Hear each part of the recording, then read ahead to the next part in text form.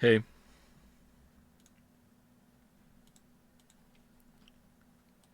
hey, people.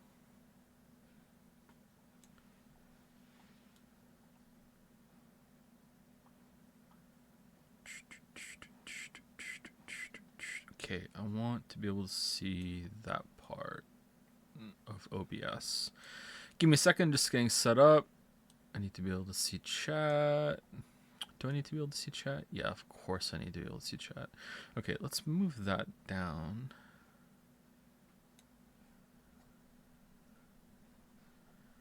Hypnospace looks weird today. Yeah, I'm not really feeling 100% this week. Sorry, so uh, I decided not to go into one of the voted games rather than force it. Pre-recorded stream says Gabriel FGA. Well, now you don't know what to think, do you?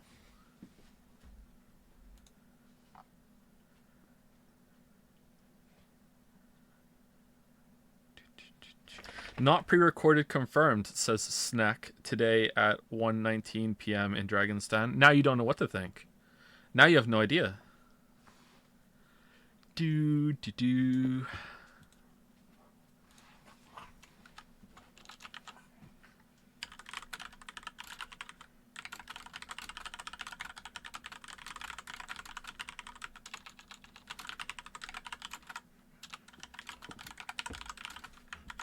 It's all about pumping the numbers up for VLR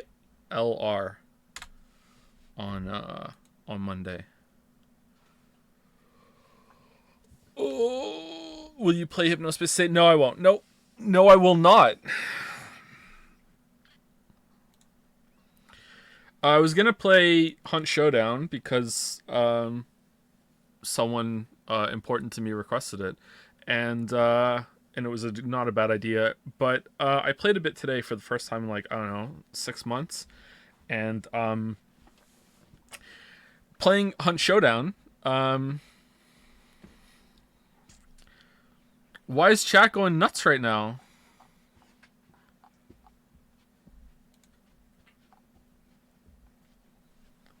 Did the notifications just go out and that's what everyone's coming in? Like, okay. I'm going nuts right. Why?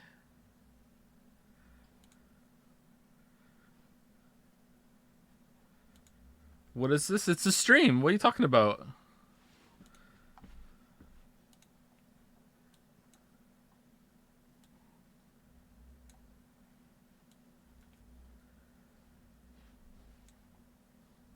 You can't even hear anything. Really? You guys fell for this simple of a bamboozle? You can't even hear anything and you think this is real?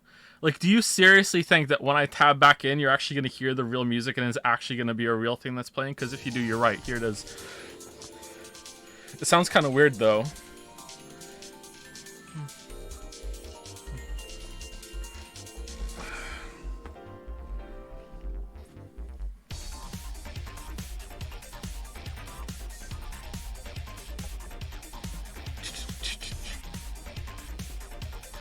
Anyway, I was gonna play Hunt Showdown, but instead we're at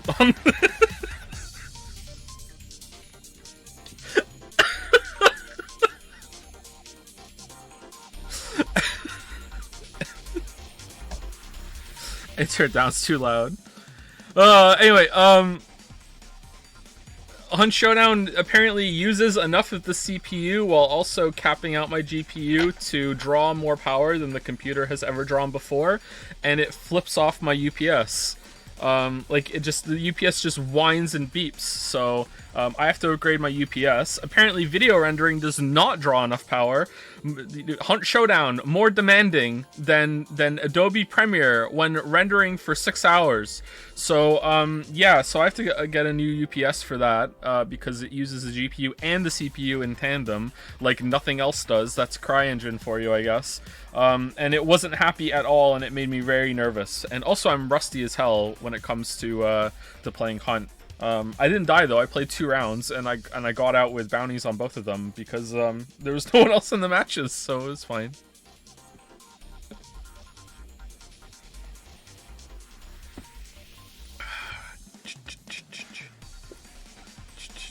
Is this another voted game? Yes.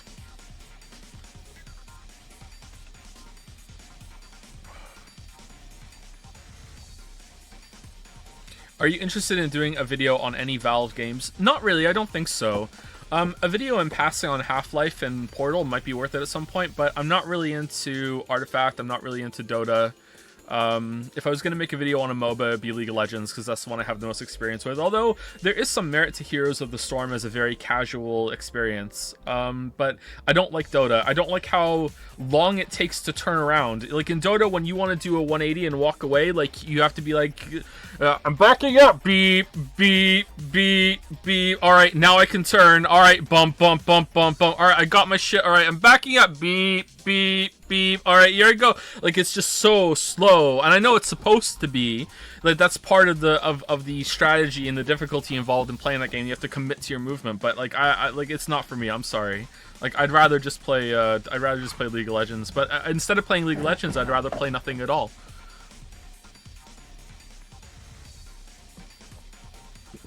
Different characters at different turn rates as part of the game balance. Yeah, I completely 100%. I'm not criticizing the game as like that's bad game design. I just don't like it. It just feels clunky for me to play. A lot of fighting games are like that for me too. Actually, the only fighting game that I've ever really gotten into has been Smash Brothers. I have tried Street Fighter, Mortal Kombat, Soul Calibur, like a bunch over the years. I played a little bit of Guilty Gear recently, not recently, a couple months ago, and I want to try and see if I can enjoy that. But there's something kind of clunky about movement in fighting games, and again, I'm not saying it's bad, I just don't really like it. The game feels kind of bad to me, whereas you don't get that in Smash Bros. So I really like Smash Bros for that. Jumping around and moving is just really, really good in Smash Brothers. I watched all your videos on Xenoblade 2, and I'm in the middle of Death Stranding, and oh boy, are they entertaining. Oh, I'm glad you like him, Diselli. Eventually, we're gonna have to stream Xenoblade Chronicles 1 and Xenoblade Chronicles 3. What am I watching? This is called, I don't know what this is called. Hatsune Miku Beat Pancake Mix Alpha Beta Sigma Female. I don't know what it's called. Isn't this the character from that game where all the game consoles are waifus? Like, I don't know. Thank you for the gift subs, Gluten Free Guy. Thank you very much. I smell bait, pre-record. Hey, it's not pre. Look, I'll move the mouse right now. Here we go. There she is. There she is. Another pose because one wasn't enough. And here we go. Now the Joffrey twins, Teddy and Teddy 2. And okay, this one I'm actually interested in. All right, music Yusuke. No, thank you, Lost Mermaid. Oh, she's back. Oh, we've gone through them all. Okay. Gallery.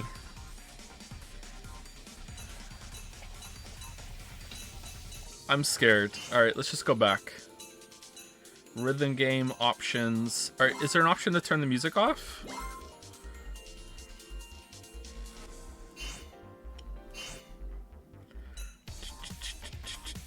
Let's leave this one on for reasons. Twitch tells me I'm a sub. Kinky. Nice. As someone who once took a BDSM quiz once, I'm an expert in that sort of thing. What can I say? I like the color red. Wasn't it a quiz? Okay, rigor. Yeah, that's what I got. I got rigor. Like, that's what I am, apparently.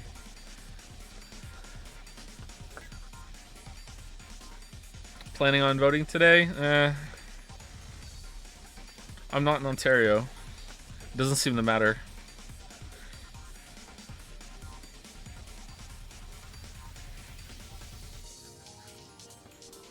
Seems like a lost cause with Ford, doesn't it? Like has he already been announced as the winner? Hold on, let me see.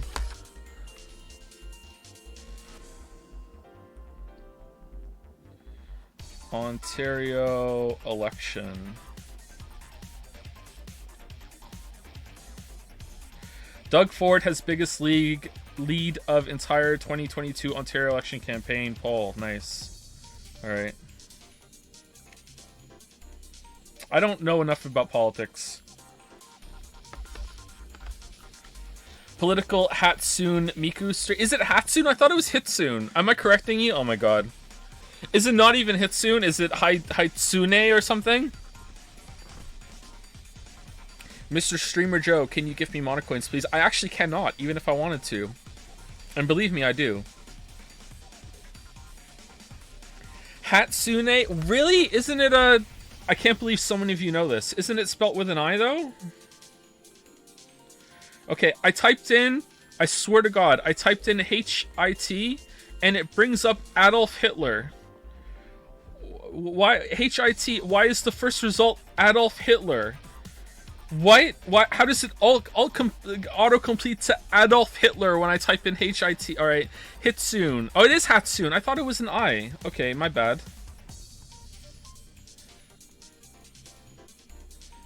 I type in H-I-T on my phone. Here are the top ones that it comes up with, okay? Adolf Hitler, number 1.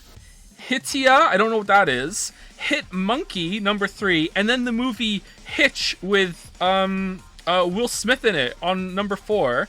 Number 5, The Hitchhiker's Guide to the Galaxy. What? Why? I don't understand. I've never Googled Adolf Hitler in my life, I don't think. I mean, I must have at some point.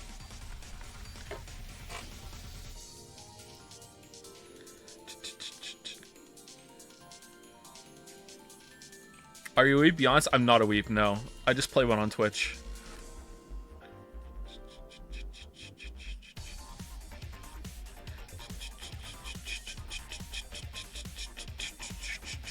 During Danganronpa 1 stream, you said, I agree with Hitler Guy. Yeah, the character that we, as a group, had nicknamed Hitler Guy. That guy. Because he was a huge punctuation Nazi.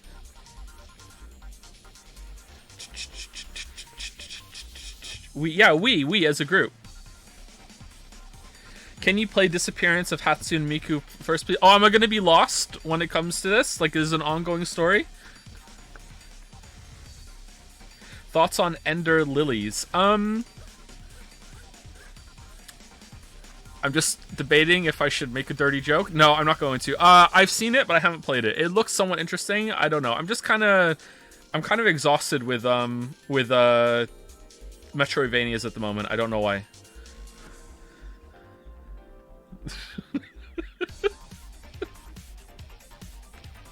I've heard the song Meltdown is in this game. It's the only Vocaloid track I care about. Please play it. What the fuck is a Vocaloid track? Okay, I will for sure. Don't worry.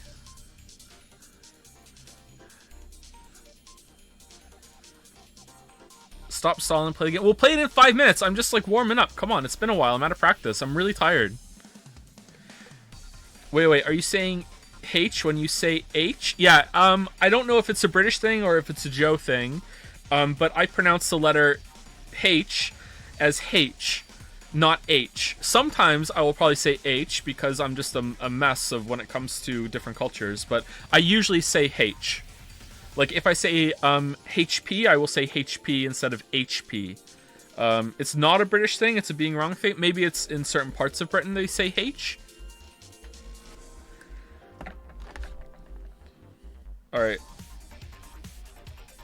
What parts of the world pronounce H as H?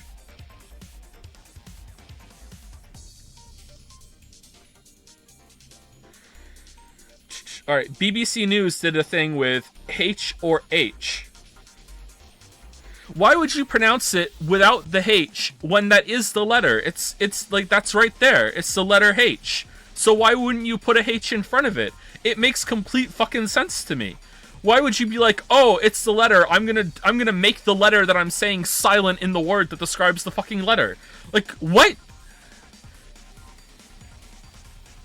It's like dropping it from herb. Yeah, I don't understand that either. Herb. Nothing triggers me more than people saying herb instead of herb. It's herb. I'm not 100% consistent with my language rules. I probably am a hypocrite, but like it's herb.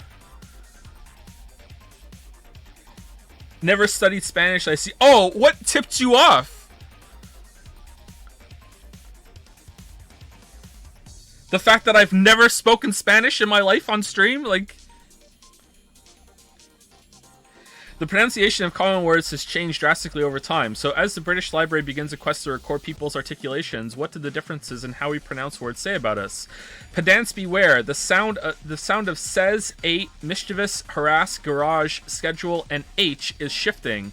Once upon a time there were gales of laughter when Frank Spencer and some mothers do Avon pronounced harass with the emphasis on the second syllable. Now, according to the British Library, evidence suggests that for people under the age of 35 it is becoming the favored pronunciation. Indeed, the younger you are, the more likely you are to make says rhyme with lays rather than fez. Oh no! Who says says? That's what I says. No, you don't say says. Who the hell says says? It says, right? Simon says? Maybe I've said it says at one point in my life, but say that sounds wrong to me. Says, okay. Ate rhyme with late rather than bet. Oh god. Who says I ate that? Oh, that sounds awful. Oh. Oh yeah, I ate a burger. No. Oh, that's wrong. Oh, ew. I don't like that at all. It's terrible saying that. No, I don't like that at all. No. I don't know why that really bothers me. And add a whole new syllable to mischievous, turning it into mischievous rather than mischievous. Mischievous. Okay, I like either of those. This is fine. Mischievous or mischievous is fine to me. I think I will go back and forth on these ones. The British Library now wants to get a clearer idea of how spoken English is changing by recording as many people as possible reading the opening paragraph of the Mr. Men book, Mr. Tickle. What the hell is this article? The library's sociolinguist Johnny Robinson picked the passage because it's well known, easy to read, and will probably be read with as normal a voice as possible. He does not want people to put on a posh speaking voice. It's part of the library's forthcoming Evolving English exhibition and aims to show how pronunciation is not a matter of right and wrong, but merely fashion. I agree. This is true. This is true. I'm truing. This is pretty true. Pretty true. Mario 64. One exhibit is the BBC's Guide to Pronunciation from 1928. In it, it informs announcers that pristine rhymes with wine. Pristine? Respite is pronounced as if there were no E. Combat is combat. Finance was finance. Even then, some of the suggestions were becoming archaic. Not only is housewifery no longer pronounced huzzy fry, it is almost entirely obsolete as a word. Huzzy fry. This article I'm reading right now is called H or H, how do you pronounce H? By David Saletto on BBC News. Alright, if you want to read it along with me. Okay? Okay, this is a pretty long article. I'm getting kind of bored. I'm a millennial. Quite why some words changes on... Who writes quite why? That's a weird way of saying that, isn't it? I don't think I've ever seen anyone ever say quite why. Quite why some words change is unknown. Because while many are important importations from America, schedule turning into schedule. Alright, schedule, I don't know why. I am British, and I really don't like it when people say schedule. That bothers me. That's like saying herb without the H to me. I really don't like schedule. Schedule is how you say it. Schedule is almost certainly a consequence of American films and television. The gradual shift of garage to sound like garage is less easy to explain. Go in the garage. Garage. I think I go back and forth on those two. Garage and garage. I think I'll go back and forth on those, yeah, for sure. So, too, is there a mystery as to why certain pronunciations cause such strong feeling. Take the 8th letter of the alphabet, pronounce it H, and then look for the slightly agonized look in some people's eyes. or say the most famous character in video games, and some say all of art. One suggestion is that it touches on a long anxiety in English over the letter H. In the 19th century, it was normal to pronounce hospital, hotel, and herb without the H. Nowadays, H anxiety has led to all of them acquiring a new sound, a beautifully articulated H at the beginning. America has perhaps hung on to its H-less herb because it has less class anxiety attached to pronunciations. Alright. However, the link between class, voice, and status is not what it once was. Many of us are barely aware of how we say says or ate, or what was once considered the right or proper way. Okay, well, to me, it's clearly H. I don't understand, like, and it always has been. All right, are there any more examples? If you rhyme cloth, wrath, and off with north and wharf, then you are in a small declining tribe. So if you say cloth, roth. Oh, roth. So cloth, roth, and off with north and wharf. Roth? I don't think it should be roth. It should be wrath. Off or off. What's happening in this? We're learning about pronunciations. How do you pronounce Z? Z. I don't say Z. In Canada, they do say Z, though, and I don't like that. I prefer Z. Although, I don't hate it. It's fine. What is this game? This is Danganronpa 4.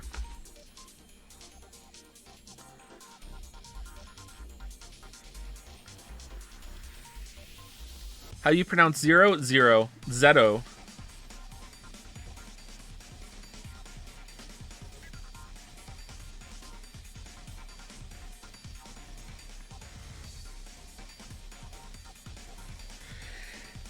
Hatsune Miku is also called Miku Hatsune. Really? Really? And officially codenamed CV01 is a Vocaloid software voice bank developed by Crypto... What's a Vocaloid software? Wait, when you said the name of the song, were you using her designation in her own universe as some bullshit thing, or what? Why is this character popular? She looks awful.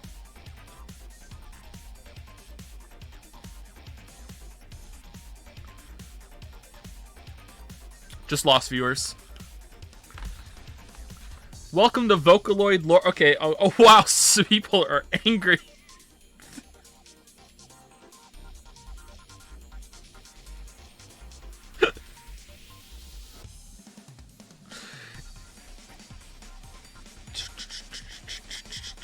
Vocaloid is a singing voice synthesizer software product. Its signal processing part was developed through a joint research project led by Kenmochi Hideki at the Pompeu Fabra University in Barcelona, Spain in 2000, and was not originally intended to be a full commercial project. Okay, I don't know what this is.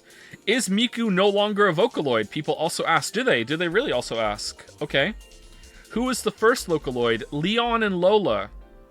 Okay, I there's a whole world I don't understand. There's a whole world. This is, I feel I'm getting some big, just found out that Skrillex actually did form dubstep vibes right now. You would be surprised how worked up people get over a mediocre synth and with bad design. You know what? I actually wouldn't be. I'm pretty old hat at this whole streaming weeb games thing at this point. It's a whole new world you can explore. Nah, I'm good. Just so you know, Hatsune Miku is not an anime. Miku fans are very ardent about this. Really? This is not an anime. This is not an anime. What is this then? Is everyone else here an anime? Anime? Anime? Anime? Anime? Not anime?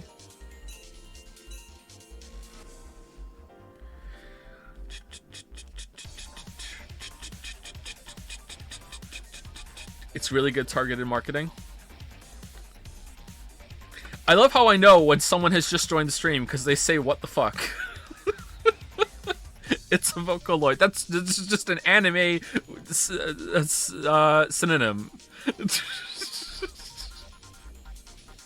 Imagine it's Alexa but idle. I guarantee you there is a waifu version of Alexa. Alright, hold on. Alexa, rule...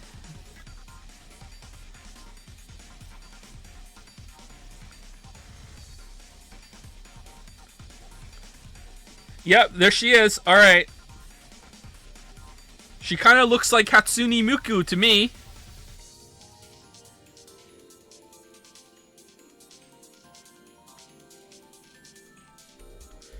Show it on stream, Car. I'm googling on my phone because I don't want to alt tab out of the game because last time I did that it messed up the music, which is important clearly. An anime is a show. This is a video game in the style of anime. Oh, are we really going down that road? Come on. I don't agree with that distinction. I can kind of see where you're coming from. But I don't agree. Finish the article, please. I did finish the article. That was the last paragraph. I swear to God.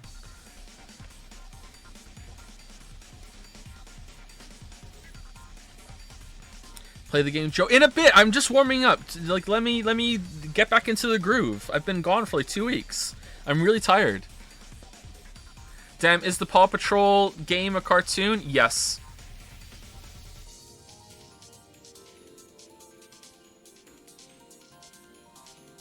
Weren't expecting that answer, were you? Thoughts on Brandon Sanderson? I do not have any thoughts on him because I haven't read anything that he has written. I did read a book. I read I read Project Hail Mary by Andy Weir, the guy who wrote The Martian. And Artemis. I have that too, but I haven't read it yet. Good book, was it? Was it? It was alright. Yeah, it was good. They're like, I liked it. I prefer The Martian. Have you read Crime and Punishment? I gotta read for college. I have, but don't ask me questions about it because I can't answer them. Is Who Framed Roger Rabbit a cartoon? In parts, yeah. I would say it definitely contains cartoons, but how much of it is a cartoon, I'm not sure. But like, it has a live action guy in it, so I can't, you know, say the whole thing is a cartoon.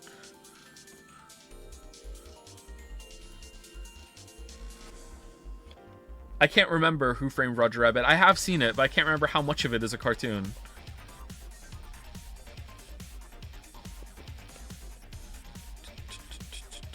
Is Mahjong stream still happening? Oh, you know it. What's your main in multiverses, and why is it Shaggy? I don't know what multiverses is. They put Shaggy in a game? The singer? Like,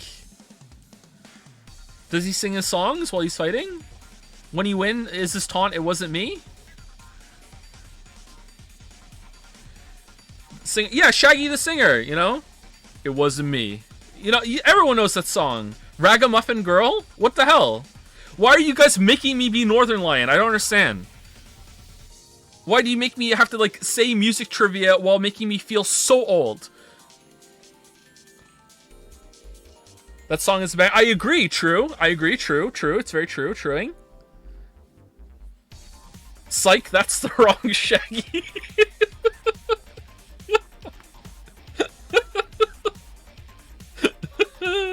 He's bald. I'm actually not bald. I'm less bald than I was a few years ago, actually. I don't know what's going on with that. I started taking a vitamin D supplement. I didn't take it today. Oh no, I started taking a vitamin D supplement. Maybe that's making my hair grow back. I don't know. Like, legit, I'm not lying. I'm less bald than I was a couple of years ago. I don't know why. Are you mauled though? Yeah, permanently mauled, yeah. My hair got better when we moved to Moncton too, and I thought maybe it was the air quality or something, or maybe it was some sort of stress, that environmental stress from living in Toronto or something, or where we were living in Toronto. I don't know. What's your favorite book of all time? Catch-22 by Joseph Heller. Like, easy, like nothing even comes close to it. That's my favorite book. I fucking love that book. I love that book so much I've read it twice. I don't read books more than once typically. My favorite fantasy series is the Witcher series, but before that, it was the Farseer Trilogy of Trilogies by Robin Hobb. I really like those books as well, but I read them when I was young, and they're very important to me because I read them when we moved and I had no friends, so I just got lost in these books. And now that I'm older, I still don't have any friends, but I'm just used to it now, so yeah. I really like those books. My favorite author, though, is John Irving. I really like John Irving's works overall, but my favorite book is Catch-22. I shouldn't like John Irving, though, because he's like Charles Dickens, man, and it's just like very, very long, sometimes kind of tiring, exhausting plots. But I just find that his prose is excellent, and he does a lot of work putting plots together. That everything just flows so smoothly, even though like when you objectively measure it on a page, usually there's not really that much happening. But for some reason he makes it work, and I really like John Irving. I haven't read all of his books though. Like I've read I think maybe 4, so I still have to read some more.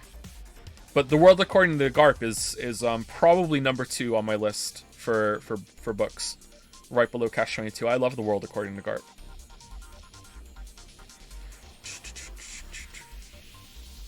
I can't handle this convo while Miku is looking back at me. Oh, I'm sorry. Hold on. There you go.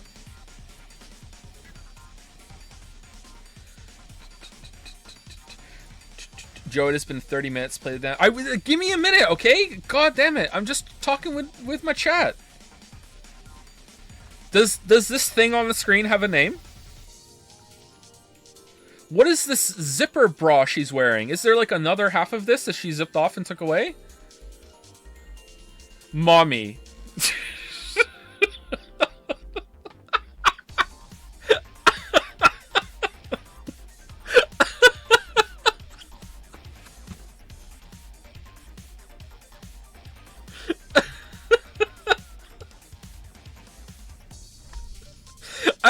I don't understand the mommy thing, man. I don't get it. I don't understand the mommy thing. I don't want to understand it. I'm good. Oh. You don't lie, we all do. I really don't. I mean, I don't even understand it on a basic level. I don't even know where it's coming from. I can kind of get where the daddy thing is coming from, but I don't, and when I mean I don't understand it, I mean, it's not that I don't, I'm not condemning or anything like that. I'm not passing judgment, although if I didn't understand it, maybe I would. I mean, I literally don't understand, a basic level, is it even sexual? Is it a sexual thing that it's oh my god, mommy, or is it just an endearment thing? I don't know. Joe, are they the same? If they're the same thing, then I understand them, and now I'm passing judgment. Okay, but see, people in chat are disagreeing. Both? It's both? What do you mean? Some guys want to be pampered by their mom? What? Is this because I don't have a mom? Is this Joe, you're married to a mom? Yeah, and I only call her mommy in front of the kids. That's the only time. I don't get oh my god, mommy, let's go to bed. What? No. In front of the kid. Oh my god. Alright, so you guys are so perverted that you think me calling my wife mommy, who is the mother of my children, is wrong and in front of their kids, who she is the literal mother of.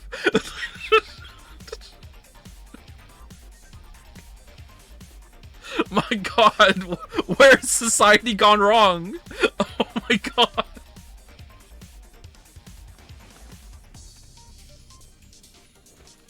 Oh, man. Does Lily call you daddy? Yeah.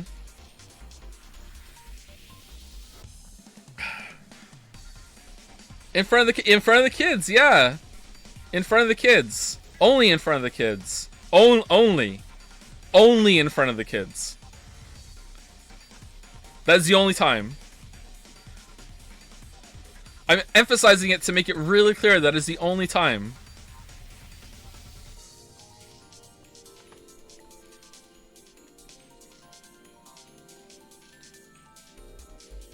What's Catch-22 about? Oh man, it's about a lot of things. Let's just segue into that. So Catch-22 is about World War II, and it's based in World War II, and it's about many characters. There is one main character. Typically, you will gravitate toward Yasarian being the main character, but there's long stretches of time where you are not anchored to Yasarian's perspective, and it will jump around to different perspectives. And it's basically just the chaos of being at war and Yasarian trying to survive, and how people deal with that. It is primarily a comedy, but it has some very serious and somewhat dark moments. I wouldn't call it a dark comedy, although it can definitely be seen as a twisted one. But it is a very funny book. I would say it's not quite as wacky and just outright silly as Douglas Adams, but it's definitely in the same field as Douglas Adams in terms of how it's approaching the tone of it and everything. So I recommend it. It's really good. It is a little... It can be a little confusing. And I pity anyone who was forced to read it for school, because if you're being forced to read the book, it's probably going to be miserable. Although it may survive. Like, I was forced to experience Hamlet in school, and it survived. Whereas Fifth Business did not. That book fucking sucked. So yeah, Catch 22 it can be confusing. You just have to just let it go and just trust it's going to make sense. Catch 22 will I admire how it was written just completely out of order. Just the chronology in it is just shattered. So you're going to get a lot of snippets of events, and they'll reference something that hasn't happened yet, and you might be confused and be like, I don't know what you're talking about. And then later on, it will finally show you that scene. And it's not like building it up in a way like you know, teasing drama and be like, ooh, I bet you're curious about that. It's just like... just casually just kind of telling you things out of order, that sort of thing. And you just have to trust that it's all going to make sense by the end. And it does, yeah. Can you put Kaido on the screen, please? I don't know what that is. I'm going to guess that it's, this? This is Kaido? Did I guess right? I guessed right. Wow. Well, in honor of me guessing right, I'm going to change it to someone else. All right. Is it like Slaughterhouse 5? A little bit, yeah.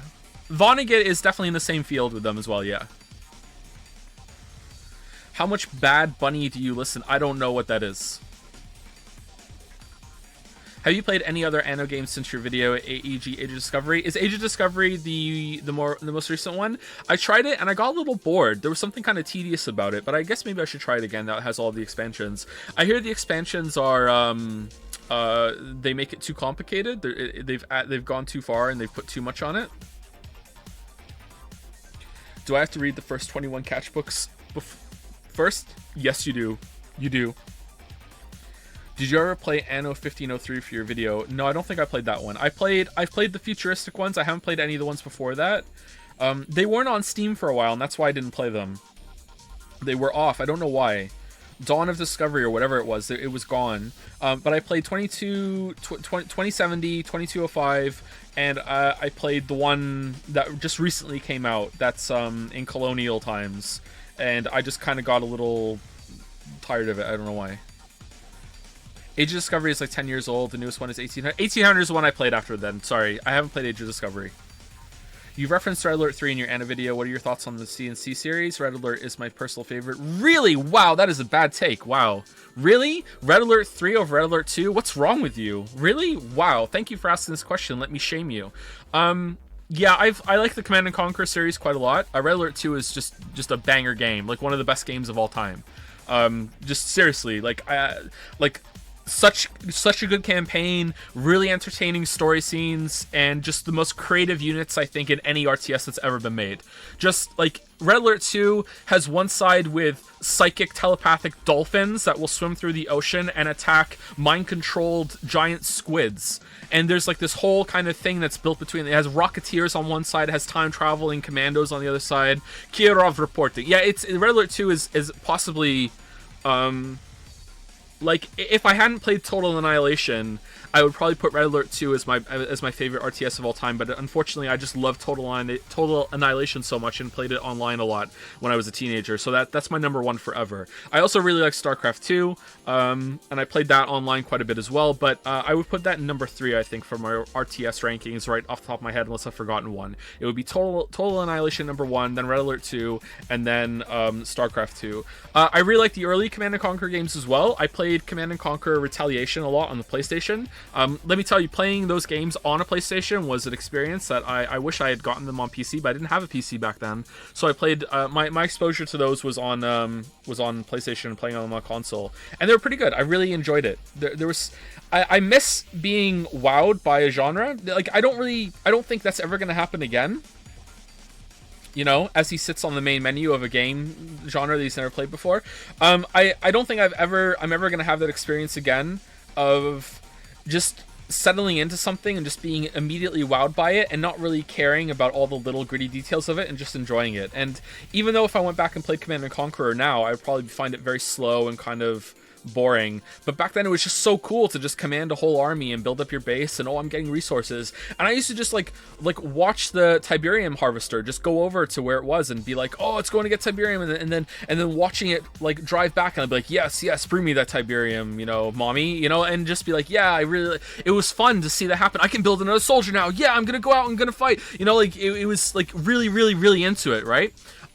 So I really like that, and it's one of my favorite genres, but there hasn't been all that much to it that like not a lot of progress in that genre for a while. I don't know why. Maybe they capped it out. Dune 2000. I played Dune 2000 as well. Dune 2000 was fun. That was that the one, or was that Emperor Battle for Dune, or is that the same game with a different name?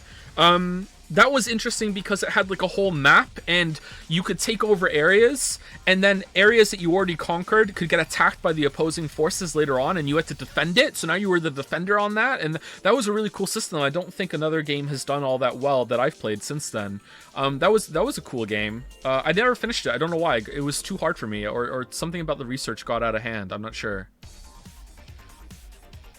I'm sorry, did you say get me the Tiberium, mommy? No, I didn't say that. No, that doesn't sound like something I would say.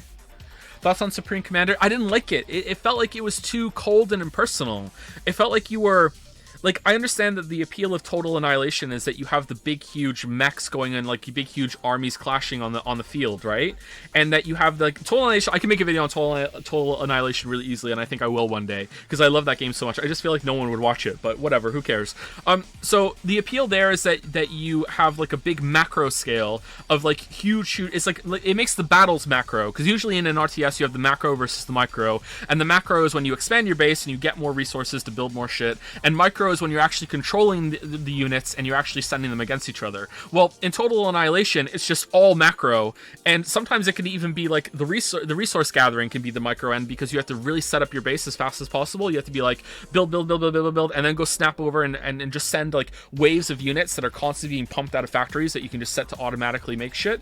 And it was a really good balance. Whereas I feel like in Supreme Commander, they zoomed out way too much and it was way too impersonal. And instead of seeing these units clashing, it just looked like colors just smashing against each other when the lines were fighting. And also, I didn't feel like the units had any personality. Whereas like in Total Annihilation, I distinctly remember like the Pee-wees, the Flashes, the Instigator, the Berserkers, the Goliaths. You know, I can name some units still. All these years later, I can still remember some of those. The Mavericks. Like, there were some really, really cool looking units that had cool names in that. Whereas in Supreme Commander, it just felt like it was like Robot 1, Robot 2. Now you have Advanced Mode. You can build Robot 3 and 4. You know, it was just really, really, really boring. And I felt like it didn't have enough personality.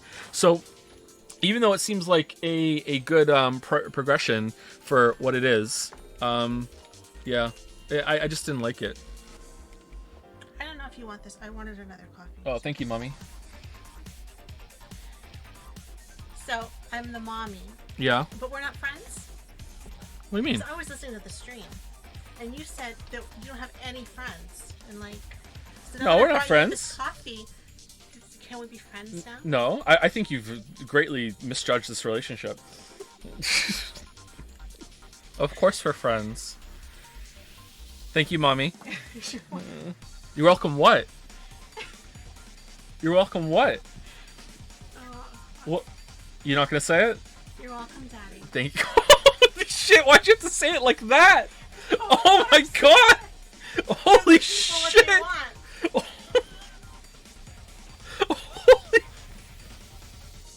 I need to take a break now. Hold on. Where are you going?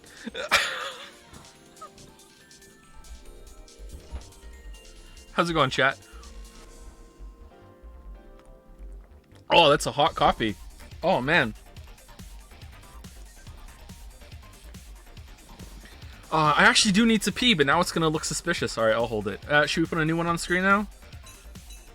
Let's put these on screen. I don't know who these are.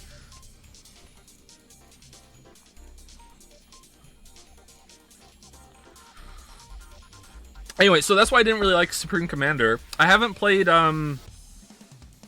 what was the other one they made? That it was it Chris Robert? Was Chris Roberts the is it Chris Taylor? Chris Roberts is Star Citizen, right? Who's the one that made Cave Dog?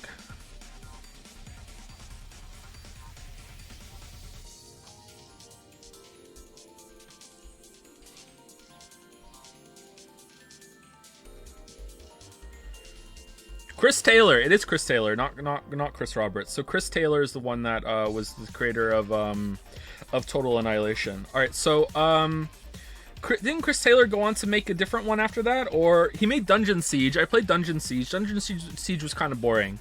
That was kind of like a Diablo kind of game. Planetary Annihilation, was that the game? I didn't play that. Was that worth it? Was that worth a watch? Because it looked kind of boring to me again. Planetary sucked. Yeah, that was one of the first big Kickstarter successes, wasn't it? Planetary Annihilation was not comparable to TA. Ah, that sucks. You could turn a planet or a planetoid in. Is a planetoid like a Vocaloid? You could turn it into a weapon and smash it into another planetoid, though. That was kind of a cool idea, but yeah. Did we unlock a new fetish for you, for Jonah? What are you guys talking about? It's okay, but it's not incredible. It's mostly interesting because of the orbit modification time. Yeah, that's the part that looked interesting to me. Can you please count to 100,000? Wouldn't that take me a whole day? Didn't some guy in the Guinness Book of World Records like count to 1 million and it took him a year? 8 hours a day for a year? Or was it 100 million? What did he count to?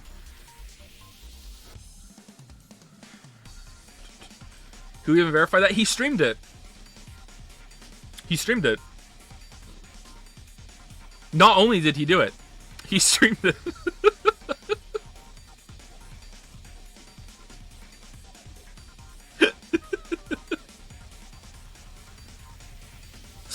At least 100. All right, why not? Okay. 1, 2, 3, 4, 5, 6, 7, 8, 9, 10, 11, 12, 13, 14, 15, 16, 17, 18, 19, 20, 21, 22, 23, 24, 25, 26, 27, 28, 29, 30, 31, 32, 33, 34, 35, 36, 37, 38, 39, 40, 41, 42, 43, 44, 45, 46, 47, 48, 49, 50, 51, 52, 53, 54, 55, 56, 57, 58, 59, 60, 61, 62, 63, 64, 65, 66, 67, 68, 69, 70, 71, 72, 73, 74, 75, 76, 77, 78, 79, 80, 81, 82, 83, 84, 85, 86, 87, 88, 89, 90, 91, 92, 93, 94, 95, 96, 97, 98, 99.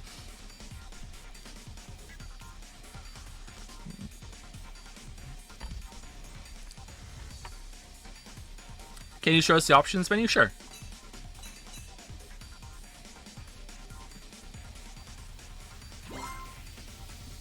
Can I change the song?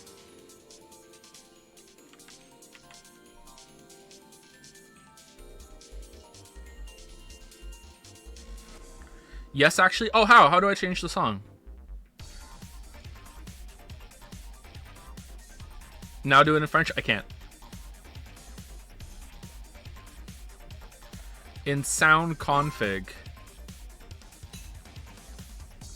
Sound theme? Future tone.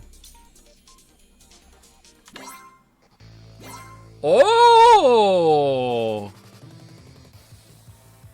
Oh, man, all right. Have you watched Morbius, Joe? No, I have not. No. I haven't been to the movie theater since the kids were born, and Finn's about to turn 7, so you do the math.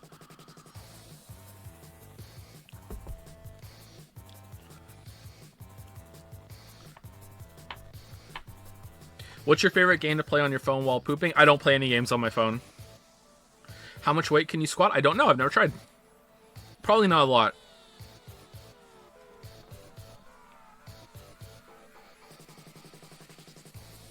Have you watched Princess Tutu yet, or are we going to watch it all together? I don't think we're going to watch it all together. I have not watched any of it yet, no. I have received instructions on what version to watch and everything, though. Did you play the Demon Souls remake? The facial animations are creeping me out. You mean Shrek Souls, where it looks like Shrek? I played it only a little bit for the Elden Ring video. I have it. I have a PlayStation 5 now. It took me a while to get a PlayStation 5. And I haven't played any games on it yet, because I just haven't. And, yeah, I thought it was interesting. It felt, in terms of game feel, it felt a little floatier than I remember the original being. And I don't know if it definitely has much higher graphical fidelity, and it was appealing to me visually. But comparing it to the base game, I feel like maybe some of the foggy atmosphere was lost a little bit. But I'm not one of those kind of purists that's gonna get too upset about that. Like, I can still appreciate the changes that they made. I thought it was all right. Have you seen JoJo yet? No. Wait, is this stream just a disguised Q&A? It's in the title, my dude. It's a Q&A. It's right in the title. Is there any chance you'll stream the Quarry? Oh, yeah, that we should do that. That looks like it's going to be good. Although David Arquette's model looks really weird in that, right? Go to the song selection menu to get all the songs. Okay, hold on.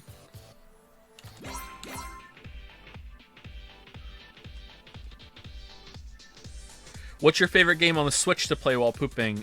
You mean the Steam Deck?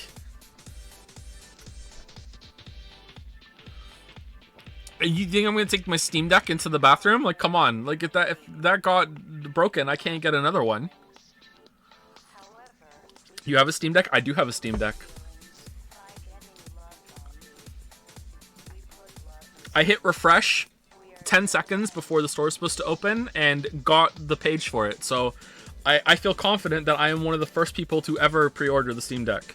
I don't know how you check your model number, though, to know exactly how early I was. And I'm very happy with my purchase because I get to have, Daddy Switch. I should probably clarify, Oh, Lily's not here. So Daddy Switch in this case is the handheld console, not, the other thing. And I will... And the kids aren't allowed to play with the Steam Deck. And that way they won't break it. Because I had a Nintendo Switch before, and the kids broke it because that's what kids do. So I will play the Steam Deck while Finn plays the Switch. And lately we've been doing Enter the Gungeon races. Oh, he killed the dragon! He did a whole run by himself, by the way. He killed the dragon last week. He like legit from start to finish, and he did a whole run all by himself, and he killed the dragon. He killed it again too. He's killed the dragon twice on normal mode, and he's killed the dragon a couple times on rainbow mode. He really likes rainbow mode. In my opinion, rainbow mode is harder than normal mode. So I don't know why he likes rainbow mode so much, but yeah. He's legit good, man. Like, he really is good. The moves he makes sometimes, I'm like, holy crap. So lately we've been having races where we will see who can get to the dragon first. Like, we'll sit there and be like, okay, 3, 2, 1, start, and then we'll run through and we'll see who can get there first. But so far, we haven't actually completed a race because he usually dies before he can get there. He's not that good yet. But what happened today? Today's race, I think my Steam Deck ran out of battery, so it's been kind of messed up races.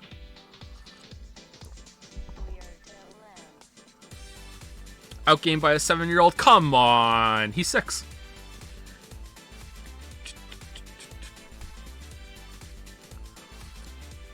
Any plan to play the Doom Eternal DLC? It's better than the base game. Is it really? That's bold. Maybe we'll stream it at some point. I don't know if I want to, though. I definitely want to play it, but I don't know if I want to stream it. Maybe. You interested in streaming Persona 5 Royal someday? Definitely, yeah. We'll stream that, a whole playthrough of that at some point. I don't know when.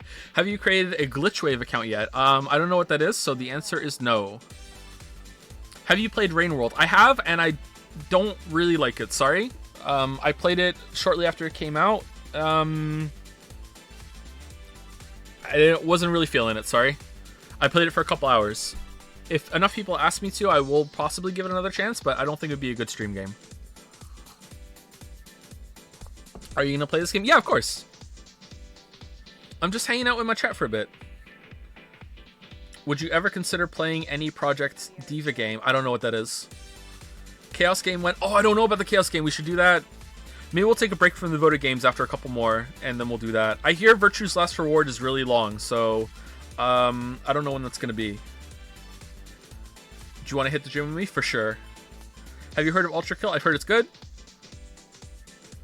Thoughts on Binding of Isaac Rebirth? I'm not a big Binding of Isaac fan, sorry. I've tried a few times to get into it over the years, and to me, I just, every single time I play Binding of Isaac, I just think I'd rather just be playing Enter the Gungeon, sorry. Like, I know that a lot of Binding of Isaac people prefer Binding of Isaac because it's got more creative synergies and items to find, and you can build your character in really creative ways, and I understand that. But I prefer the active gameplay in Gungeon, so I would just rather play Gungeon. That doesn't mean just because there's a better game in a genre that exists doesn't mean you shouldn't play the other one. But my game time is fairly limited, so I haven't really gotten into Isaac all that much. It's also not a game that I feel comfortable playing in front of Finn because it's kind of gross. So when I am like having some downtime and I'm playing the Steam Deck with him, Binding of Isaac is not really a game that I want to go to. Ever tried Heat Signature? If not, I recommend it highly. No, but I've watched some of it's Tom Francis, right? I've watched some of Tom Francis' YouTube videos and I like them. He was doing some Unity tutorials and I watched those a while back. So I'd like to try Heat Signature at some point. Looks interesting. Can you ask your son for Gungeon tips because I'm really bad and your 6-year-old is better than me? Just don't get hit. Are you planning to watch State of Play on stream today or any E3 events? So State of Play is in like 5 hours, is it not? I don't know if I'm still going to be awake in 5 hours. I'm on an early schedule right now, so maybe, like, it's possible. I'll see how I feel after the stream. You know, I might be really tired after doing like the rhythm game or whatever the hell this is. Like, I don't know like how demanding this gameplay is going to be. But we'll find out soon. And I don't know like if I'm going to be super tired afterwards or how long State of Play is going to go. I might come back up and fire up the stream and we might watch it. I don't know, but no promises. We'll see. Have you played Crumble? Never heard of Crumble.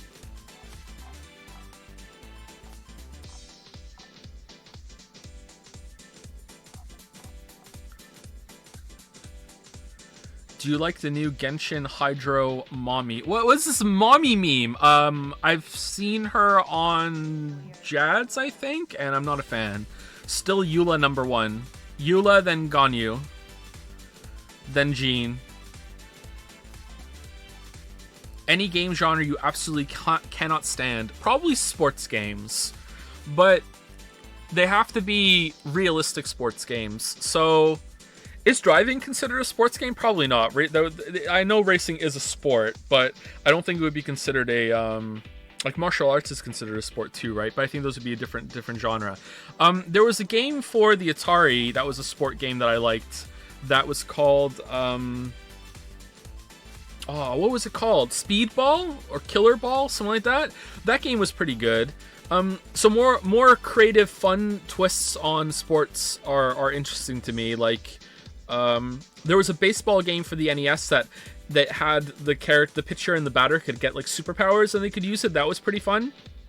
That I liked playing that game. But when it's like a realistic depiction of like football or soccer or anything like that, it's just kind of boring to me. So I'm not really into that. I do like cooking, but I don't have any time to cook. I haven't done any cooking in a long time. Will you ever play Gran Turismo now that you have a PlayStation 5? Probably not. I'm not really into realistic racing games either. I was going to lead with racing games, but like I've enjoyed a Mario Kart, a Diddy Kong Racing, a Destruction Derby. Anyone in the chat play Destruction Derby? That game was great. We had the demo, and I used to love like getting again, it's another example of like a game like Command and Conquer when you're just so enamored by the concept that you don't even play the game properly. You're just messing around with it. Like getting you get all the cars into a choke point and you smash a car and then you park next to it in the choke point and then all the cars smash at you at the same time and you create these huge pileups. Like Destruction Derby was really fun.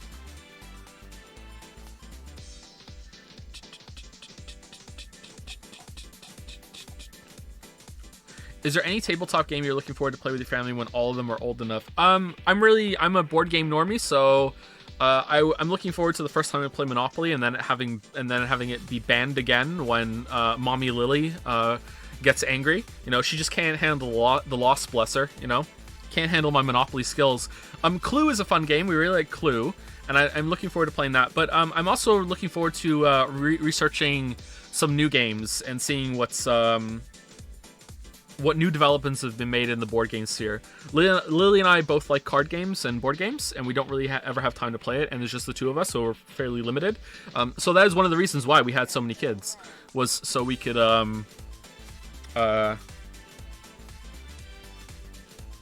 play board games with them. Best Guilty Gear waifu? Jacko? Is that the right character? Interested in someday playing Sifu? I just finished it. I think it's pretty good. Yeah, I am very interested in trying Sifu. That looks like something I would enjoy. Bugsnax DLC when? I don't know. Ever thought about playing Dark... Sorry, I just brushed that off. Sorry, I don't know when we're playing that. Maybe we'll stream at some point. Ever thought of playing Darkest Dungeon 2? Yeah, but if I don't like it, I'm not making a video on it. Do you hate Miku's design? I don't know who that is. Whoops. Uh-oh. Alright, we're good.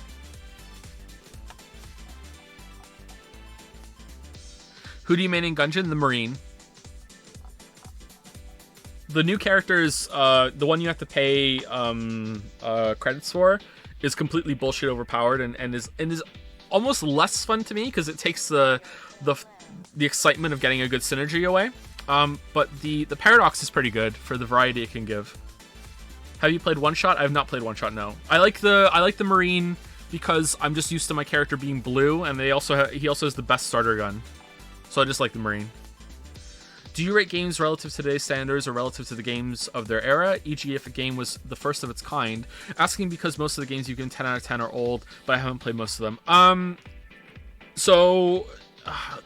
The games that are old that I've rated highly, I'm rating usually from when I played them back then. If I played Chrono Trigger for the first time today, I probably wouldn't like it as much as I did back then because gaming has changed and has been developed since then, and also I'm a different person, so a lot of my enjoyment of Chrono Trigger comes from when I was playing it as a kid. That's my favorite game. I have a lot of good memories with that. Final Fantasy VI is the same kind of way, although I would be curious to do some studying to see if Final Fantasy VI's story holds up and is still pretty mature when it comes to relative to the gaming landscape, because I feel like it won't be as bad as I think it might be. I'm a little afraid to go back and play those again to see how they hold up compared to my memories of them. But typically I try to rate them to today's standard whenever I play it. It's very hard to go back and think of how it would be back then. A good example of that is Silent Hill 2. So if I had played Silent Hill 2 when it first came out, I almost certainly would have enjoyed it more than when I played it just the other year. And I was trying to make a comparison and get into that mindset, and it wasn't a good one, of like comparing it to Metal Gear Solid 2, because I did play that when it came out. So I was trying to get into that mindset of like, okay, how does that work against that? How would I feel, around the time? And it was just kind of like, it didn't really work all that well for getting me in that place. So I don't think it's actually possible to judge something like that. If you're really, really capable, then maybe, but I'm not that person. I don't know.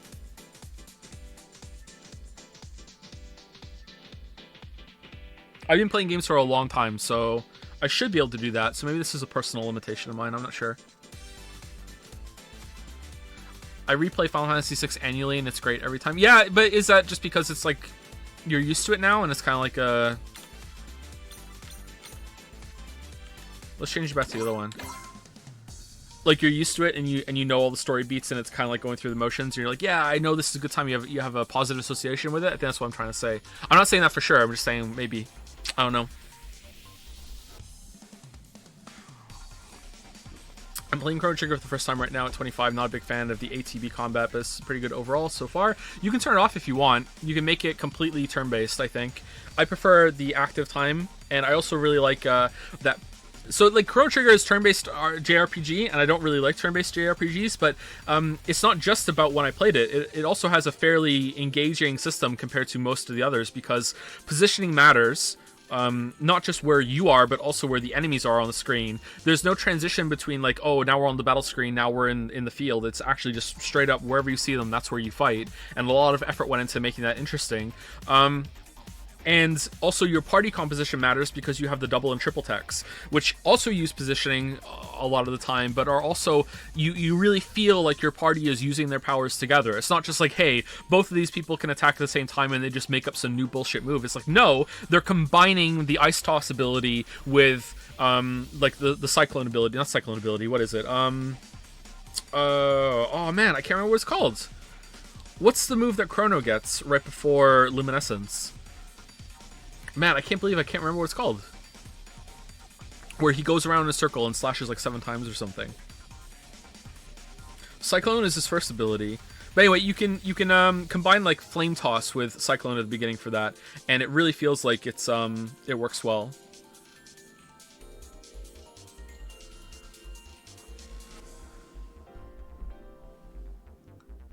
Hey, long-time viewer, second-time asker, are you planning on starting Hatsune Maki soon? Is that on the voted list? I'm not sure.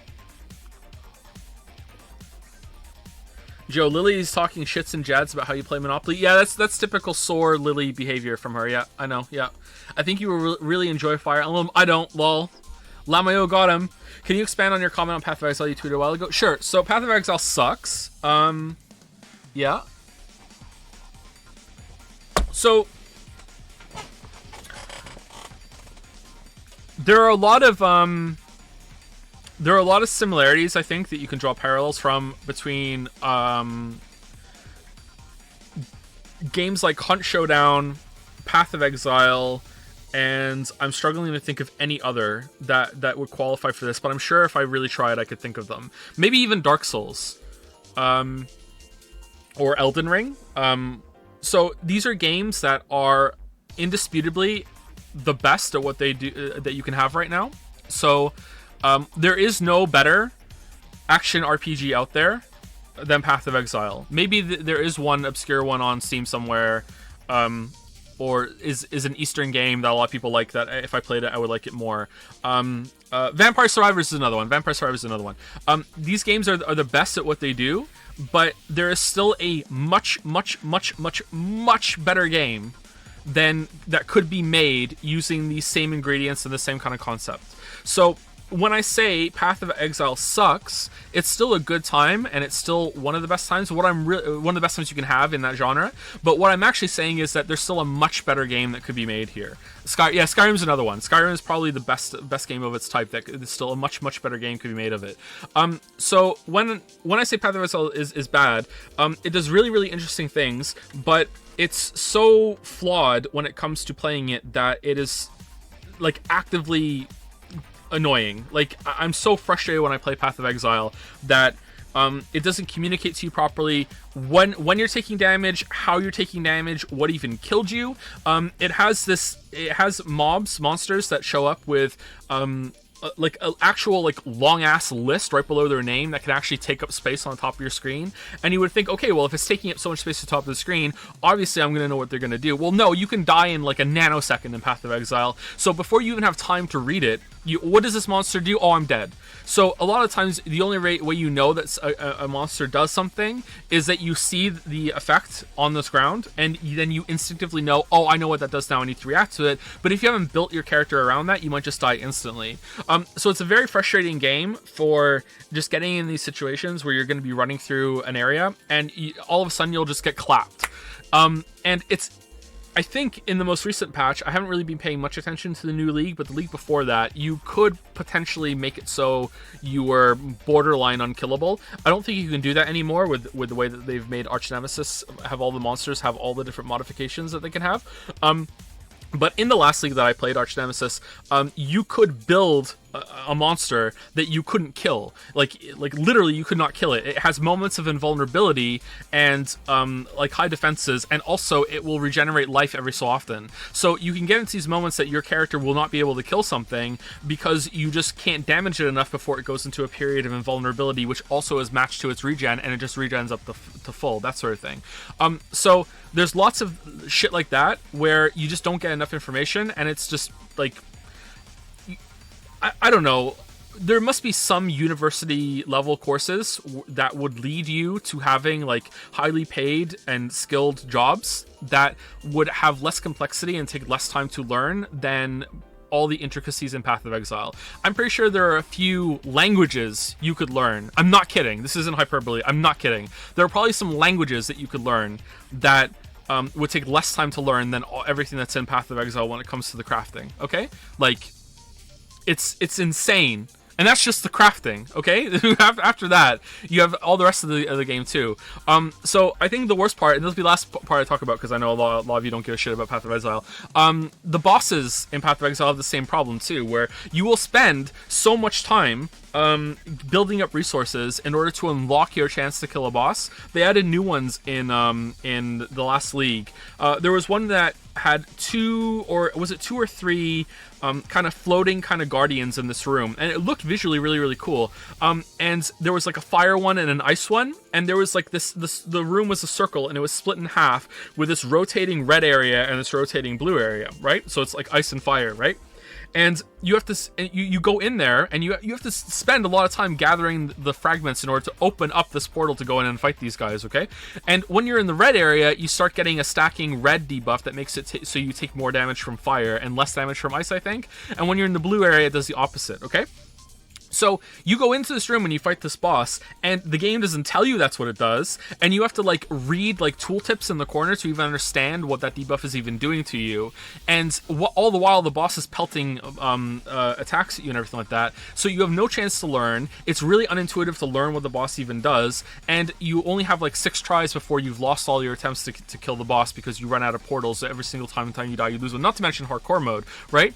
So the issue comes into, like, it's so hard to learn anything that goes on in that game, and it's made even worse in this particular fight that there's a comet storm that comes down that you have to break line of sight with it by hiding behind these pillars that will break and come back to life as the fight goes on. And it's just this unintuitive mess that is a really cool fight that, you know, you just can't learn yourself realistically. You need to look it up on a video and see how it does, and go on the wiki and see, okay, here's how this fight does. So it's almost like prepping for a raid in World of Warcraft. And I don't know, I think it's a failure in game design when you're just asking your players to constantly to alt tab out and go and look at like out of game resources to figure out how to play your game, you know? So I just don't like that. So if I'm gonna do that, I might as well just play something else or just watch someone play the game, right? And Path of Exile is just the king of that shit. It has too many systems, it has too many crafting things. I love the crafting system, I love the currency, I love Delve. There's so much about the game that I absolutely love. I love that you can effectively play it forever, but it's just so complicated and it has such shit quality of life. It has too many like on death gotcha mechanics where you can just die out of nowhere and not even understand how. I think they've outright said that they won't add a death log to the game because they don't want to piss the players off because it's so poorly put together that sometimes you just die from something that you don't realize is even in the game. So yeah, I just don't know. It's like I said with it's similar to Hunt Showdown. I love Hunt Showdown, but there's a much better game than Hunt Showdown that could be made out of that concept. Even though I think Hunt Showdown is the best of its type right now. The small scale battle royale kind of game, even though it's not really that kind of battle royale game.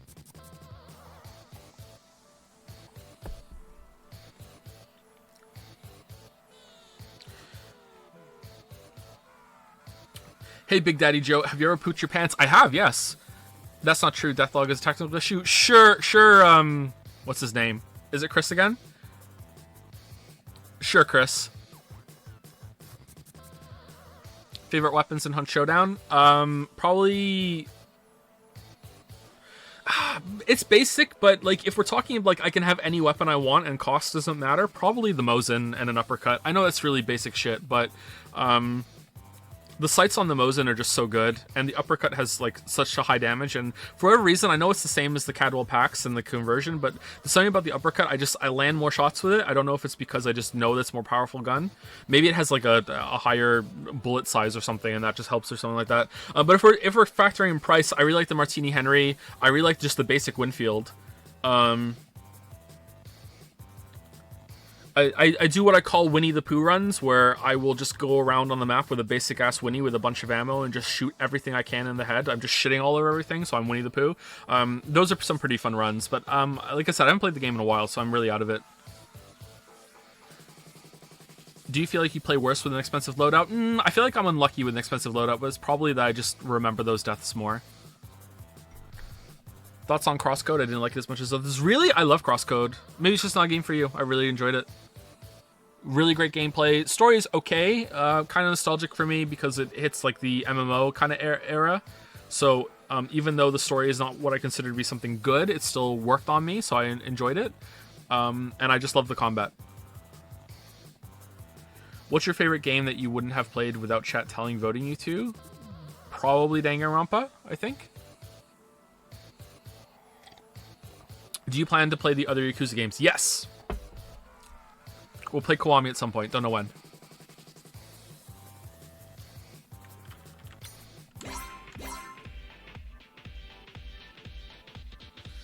Will Hypnospace stream happen before VLR? I don't think so, no. Not this point. It was supposed to be today, but I'm not really feeling all that high energy enough to do a voted game this week, sorry. It probably would have been fine, but I'd rather not disrespect Hypnospace Outlaw. How do I get more than 3 songs? Do you plan on playing the new Ace Attorney games as 2-in-1? Probably. We'll stream some more of those. I had fun with those.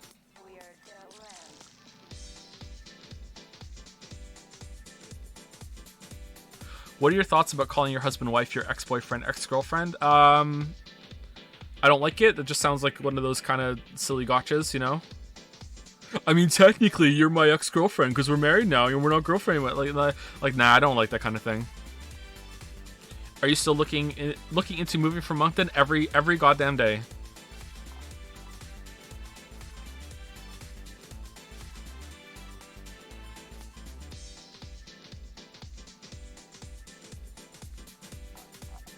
Go to the song menu. There's a song menu? Why can't I see the mouse when it goes over here? Song menu. No, I'm not seeing a song menu.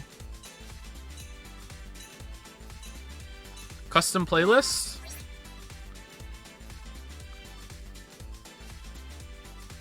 Weekender Girl. Out of Gravity.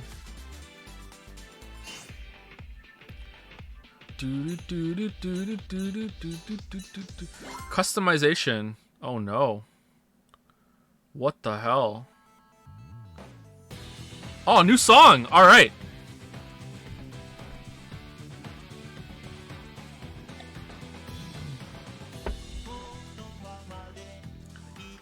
All right.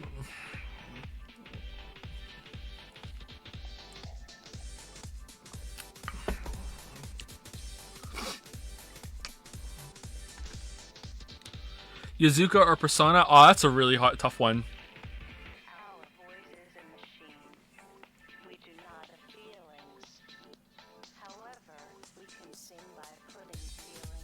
I think Yakuza is a better game, but Persona is a better experience. And I'm not saying experience there in terms of saying that an experience is higher than a game. I mean that in Persona you get this you get to settle in and have this vacation from your life, as being this student that gets a group of friends, and you get to almost relive a snapshot or a quick run through of a year in high school. And you get to have some friends and you get to do some fun with them and everything like that. And that kind of comfy experience of having that kind of social dynamic and social group and going through that is very different than what you go on in Yakuza. And I feel like that's the best part of Persona, whereas Yakuza is, has a good experience and story as well, but there's lots of things in fun gameplay in Yakuza compared to that. But Persona has a lot of mini games too that I missed, right? So I don't know if I would I don't know if I should be talking without going through all those. Would you stream Black Mesa remake original Half-Life someday after voted playthrough of the whole series? I don't know. We might do that with this one. Yeah, we might go through it. Who's your favorite VTuber? None of them. Can I change the song? Song specific F4. Well, now there's 3 of them. This is getting out of hand.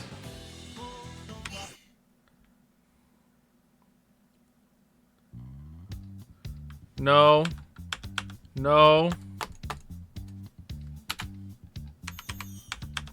How do I get out?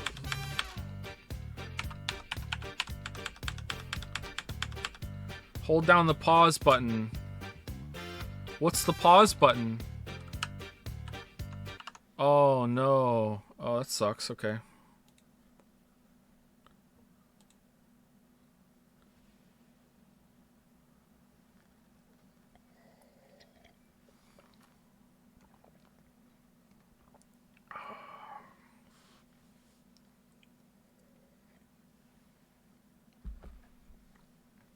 When you playing the Chaos game? I don't know. Should we watch the intro?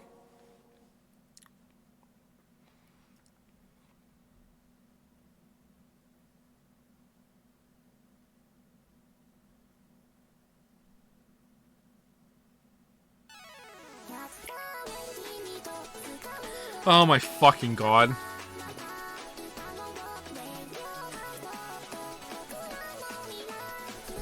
Can you imagine going on an airplane and sitting next to this thing?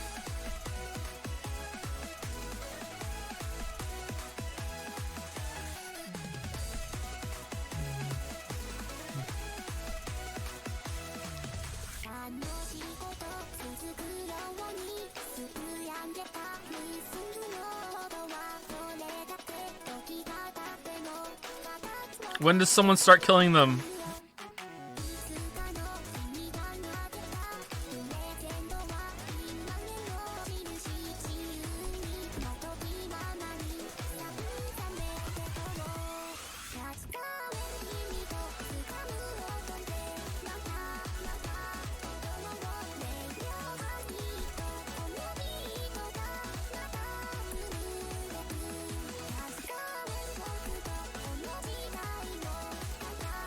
Is this a remake or a re-release? Because, like, visually this is not very good.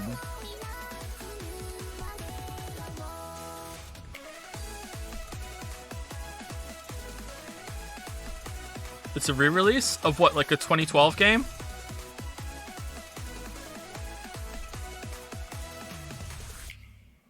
Oh my god. It's a Switch port? Okay, that makes sense, actually. Oh, it is Hatsune. Okay. Hatsune Miku. Mega Mix. Project. This is what we've been playing this whole time. Okay.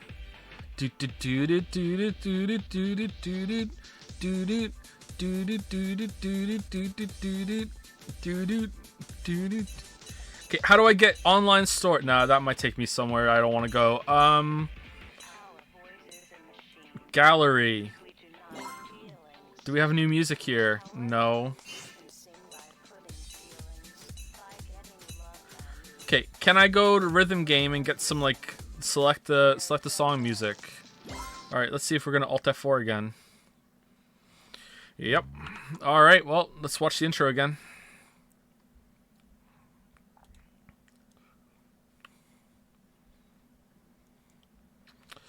Doo doo doo doo.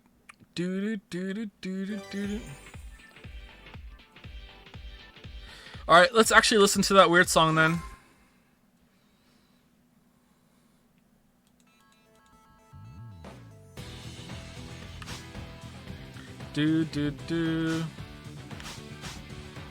F2 help, I do need help.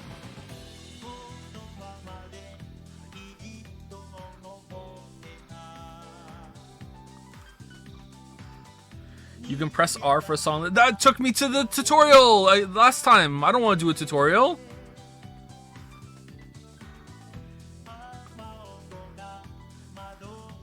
T-shirt editor, please. You know what? Okay.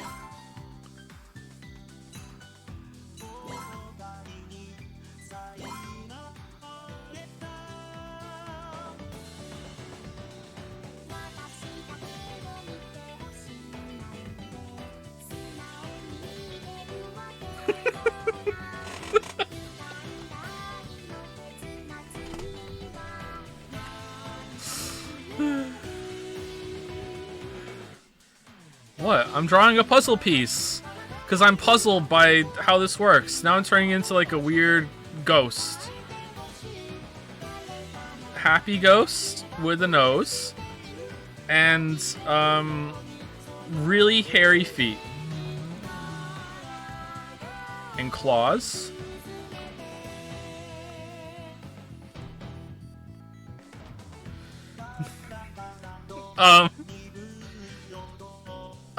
Anime hair? How do you draw anime hair?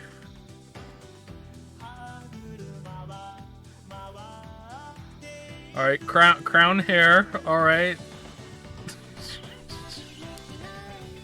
Alright. Yeah, I want to save it. Is she gonna wear it?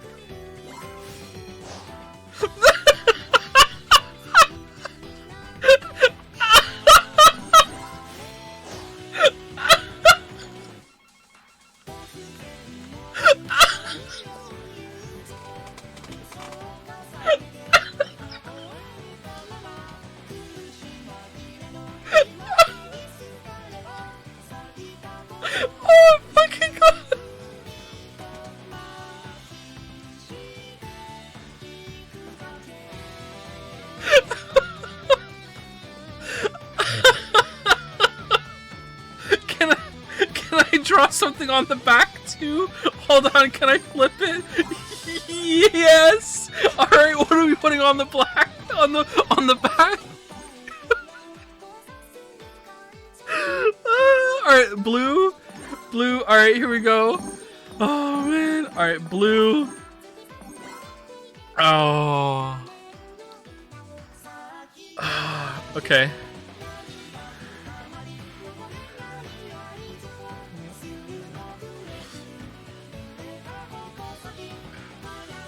Alright, now the feet.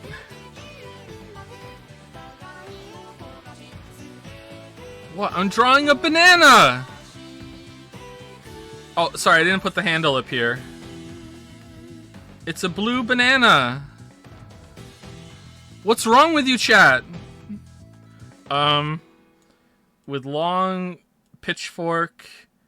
No, let's do four fingers.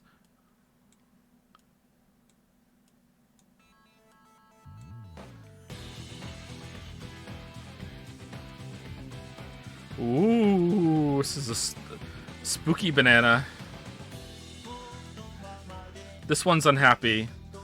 Doesn't like their existence. All right, let's switch it to black. This is black at the tip up here, right? Too. All right, can we fill? Oh man, this is really advanced.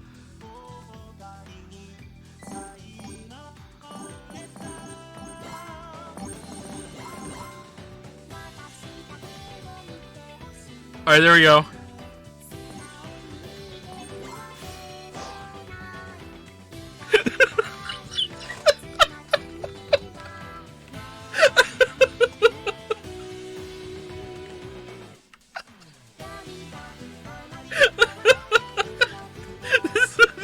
Sorry, I couldn't draw anything better than what's on the front, but like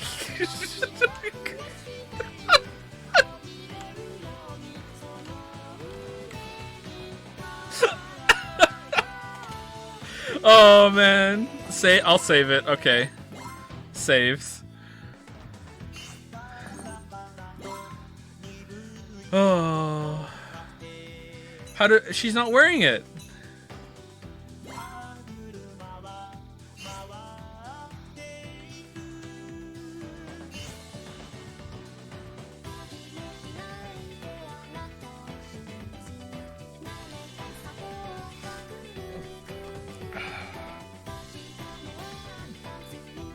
New merch.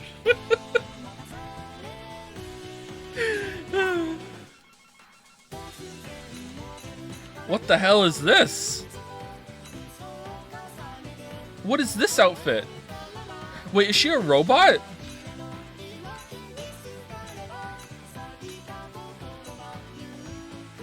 She's a cat? Is there a bunny version? Not that I care. Fairy. Magician. Oh, that one's good. I like that one.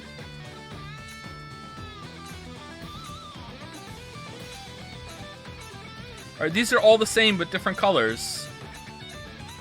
Okay, how far does this go? How is it still going?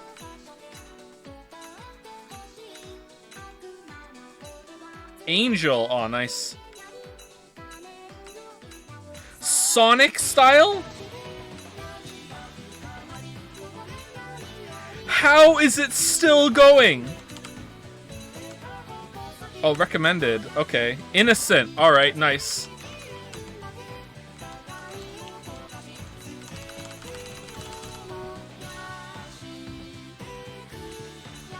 Kasha, Regret, Liar, Moonlight Butterfly, Siren.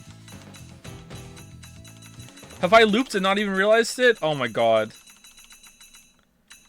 Snow Miku 2014. We're still in 2014? How is it...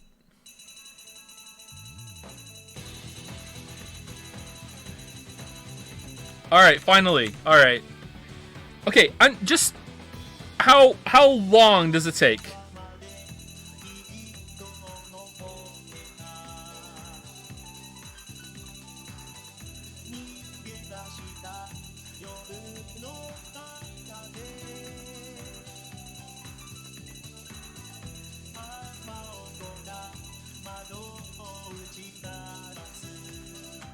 That is just way too long. Way too long. That's excessive. I saw bunny ears. I'm trained. My dear bunny. Oh, there's more than one. Alright. What the hell is that? Alright, this is just a trash fire character. I don't understand. Alright, do they all have this amount? Kigame Rin. Alright, how long?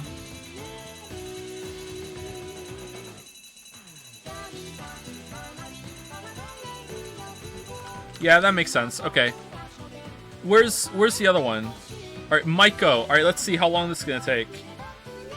Okay, if there's any justice in the world, alright, this has to be at least longer than Rin, okay, and somewhat comparable to Miku. Alright, here we go. If there's any justice in the world, alright, here we go. 1, 2, 3.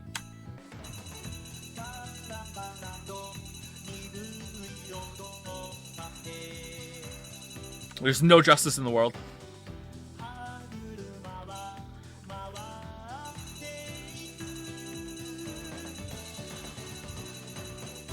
Wow, even less.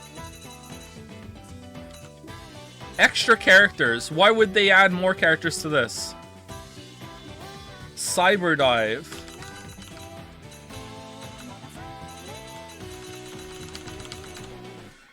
Random. What? Totally random. Alright. Where? Oh. I thought it would show it.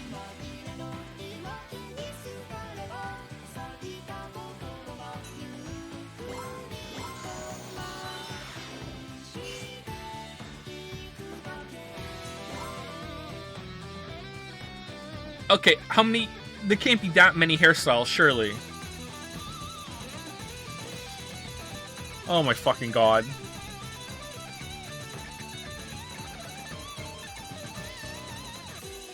How?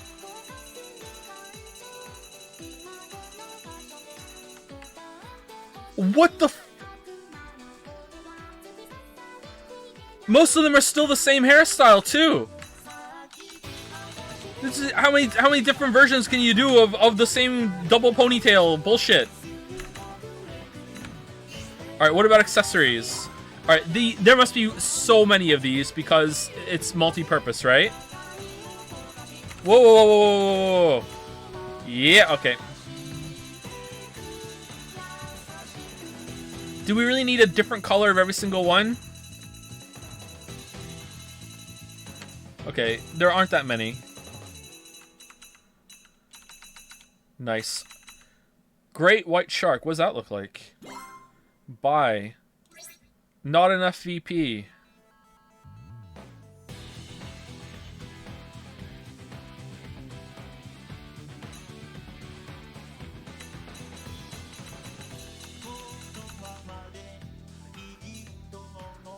Back.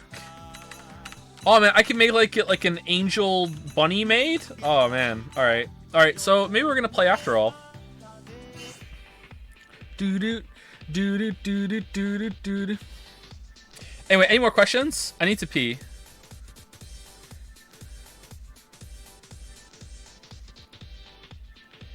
It takes too long to get points. How do you feel that you have played this enough to get annoyed at the point rate? Do you have any interest in playing Amori? Not really, but if you guys asked me to, I would. Is there hope for a Factorio release re-review? Maybe. I think I would rather do a video on a bunch of Factory games rather than just Factorio. So it would be like looking at Factorio, Dyson Sphere Program, Satisfactory. There's another couple Factory games that I'm interested in on Steam as well. I would look through all of them. Favorite band? Probably overall Tool. My favorite band recently is Amazing Devil. I've spoken about that too much on stream lately. I really like their songs. But overall, the first band I fell in love with when I was a teenager was Linkin Park. And for a long time, I listened to Porcupine Tree more than anything else. But I think, you know, over the years, I've gone back to Tool the most. I really like Tool. And I know that's a shitty take because Tool fans have a bad reputation, but I'm not... I am a fan, but I'm not fanatical, you know what I mean? Like, I just like Tool. You've got me into Amazing Devil. Nice! Glad that you like them. I'm once again asking you to play Amori. More if you need to ask. Can you recommend 3 amazing devil songs? You can listen to The Horror and the Wilds, Farewell Wanderlust, and New York Torch Song. And if you don't like any of those 3, you're probably not gonna like them at all. Those are like I like almost all their songs. I don't know how I would rank them, but go listen to those 3 if you want, and that will give you a good spread of the different kind of songs that they do.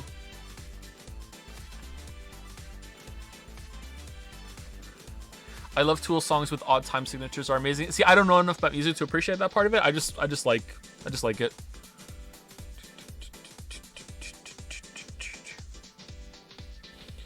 The Amazing Devil, Coheed and Cambria, and The Deer Hunter are my current favorite bands right now. Nice. I've listened to some Coheed and Cambria, and I like what I heard, but I haven't gotten into them big time.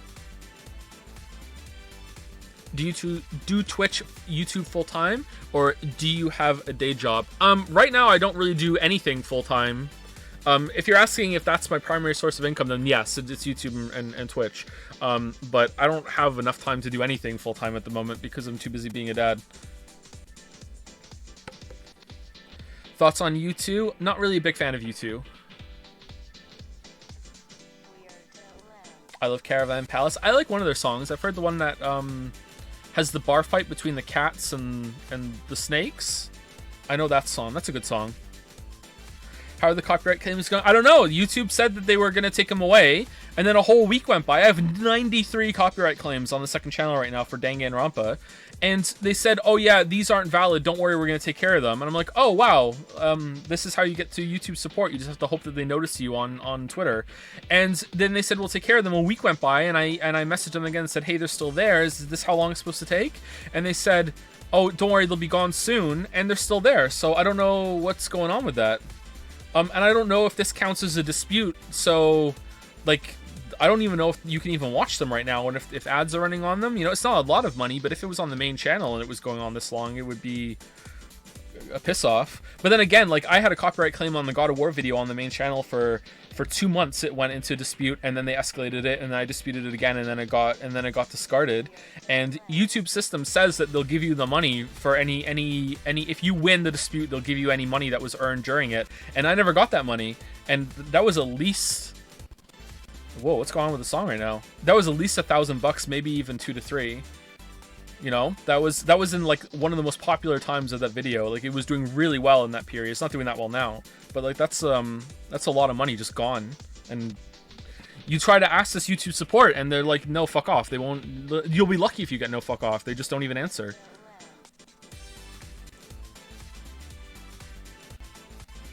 The takedowns will be done soon, Joe. Uh-oh. Uh-oh, that sounds ominous. Why is it skipping?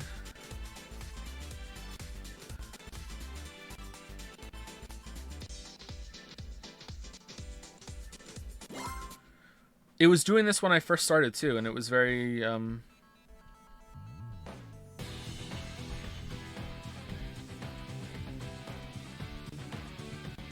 It's skipping here too.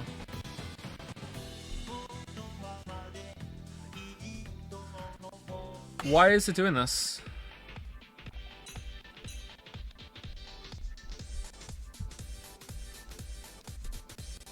Do I sound okay?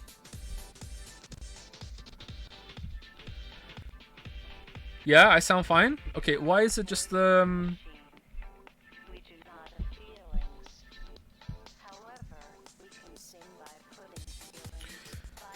Anything you're hoping is showing up tonight at Sony State of Play? Not really. I don't really have any expectations for those kind of shows anymore. I don't know. Like, I have so much to do and play already that it's hard to look forward to things. Like, the only couple things I would be excited for right now would be anything on Silk Song and whatever Morbius Games makes yet next after Outer Wilds.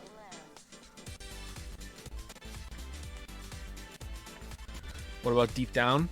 Is that still coming out? Okay, I'm annoyed at the sound.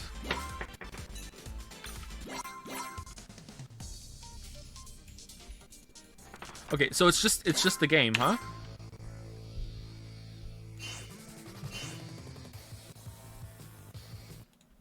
Okay. I tabbed out.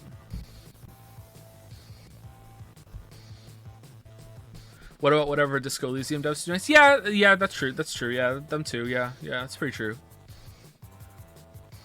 They didn't expect any sane man to sit in the main menu for 1.5 hours. Excuse me, we've restarted Alt F4 style twice, and the first time I launched the game, it did this too, and I was worried, and it was because I Alt tabbed out.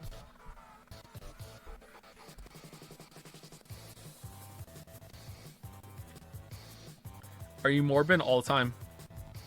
Morbin hard or hardly Morbin? Morb me? Morb me?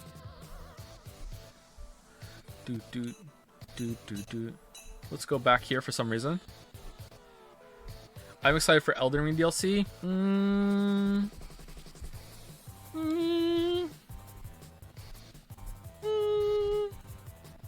I bought the Elysium on a deal. Any advice before playing? No, not really. Just oh wait, I do have some advice. Don't save scum. You might be inclined, especially if you go on a certain Reddit site, to want to reload if you get a failure. But the game is smarter than that and better put together than most of its type, and sometimes the failures are more interesting than the successes. So don't save scum. Just go for it. Just let it ride. Thoughts on Lego Skywalker Saga? I don't really have any thoughts on Lego games, sorry, but they look kind of fun, I guess. I'm annoyed at this is happening. Okay, I'm gonna switch it back to the other one, and then I'm gonna go pee. And then when I come back, if it hasn't fixed itself, then we're gonna do something else, because I'm not gonna sit here with this on.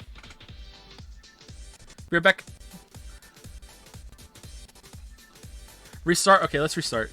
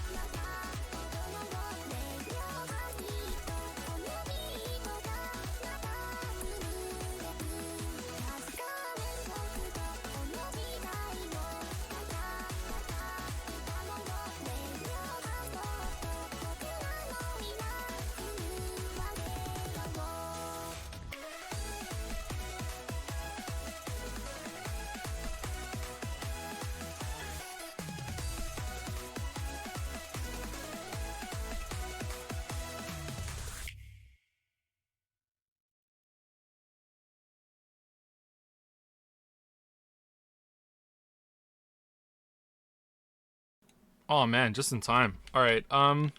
So did it fix itself?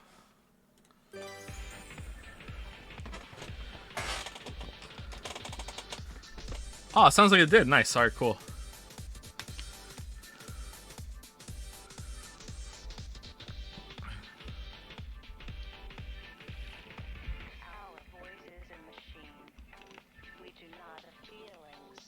We do not have feelings.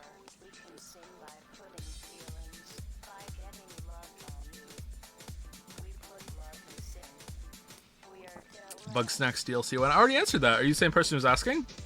I don't know when, but we might stream it. Why put us through such psychological torture? Because you deserve it. Will you play Xenoblade 3 when it comes out? I don't know if it'll be right when it comes out, but we will stream it and see if it's a good time. Although, we might stream Xenoblade Chronicles 1 first, and if it's not a good time... you know what? Even then, I'll be curious to see. Because everyone says that Xenoblade Chronicles 2 is the cringy, really, really heavily anime one, and Xenoblade Chronicles 1 is much better.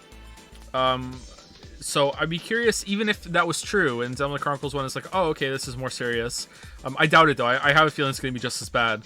I would be curious to see if Xenoblade Chronicles 3 is the same as 2 or 1.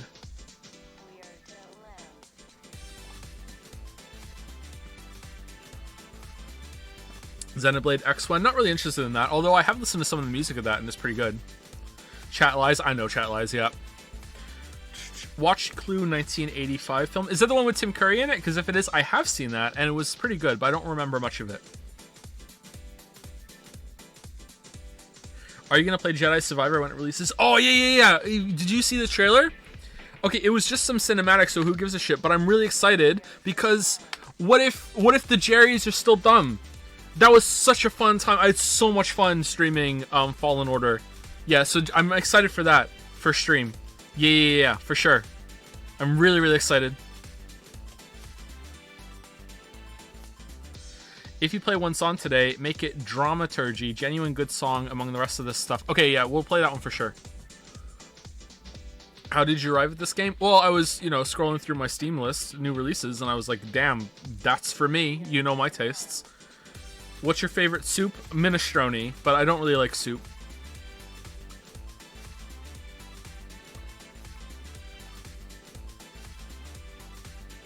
Play Rouge of Love. Is that on here? Oh, Rouge of Love. Hey, Gatsby, how's it going?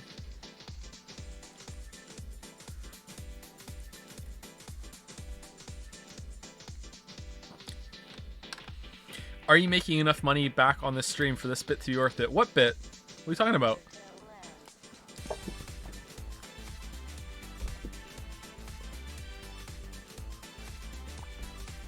Did you like Fallen Order only ironically? I unironically loved it. No, I enjoyed some of it unironically. I think I enjoyed it ironically more than unironically, because my favorite part of the game was just how stupid the stormtroopers were. And I don't think that was on purpose. That was just how they were. But, it had some interesting level design. The visuals were okay. Gameplay was alright. I've definitely played worse games. Like, it was pretty fun. Probably one of my favorite Star Wars games. I'd probably put KOTOR and Rogue Squadron above it. I didn't really care for the Super Nintendo ones all that much, but I only played them once. We rented them one time. Maybe it'd be number 3 or 4.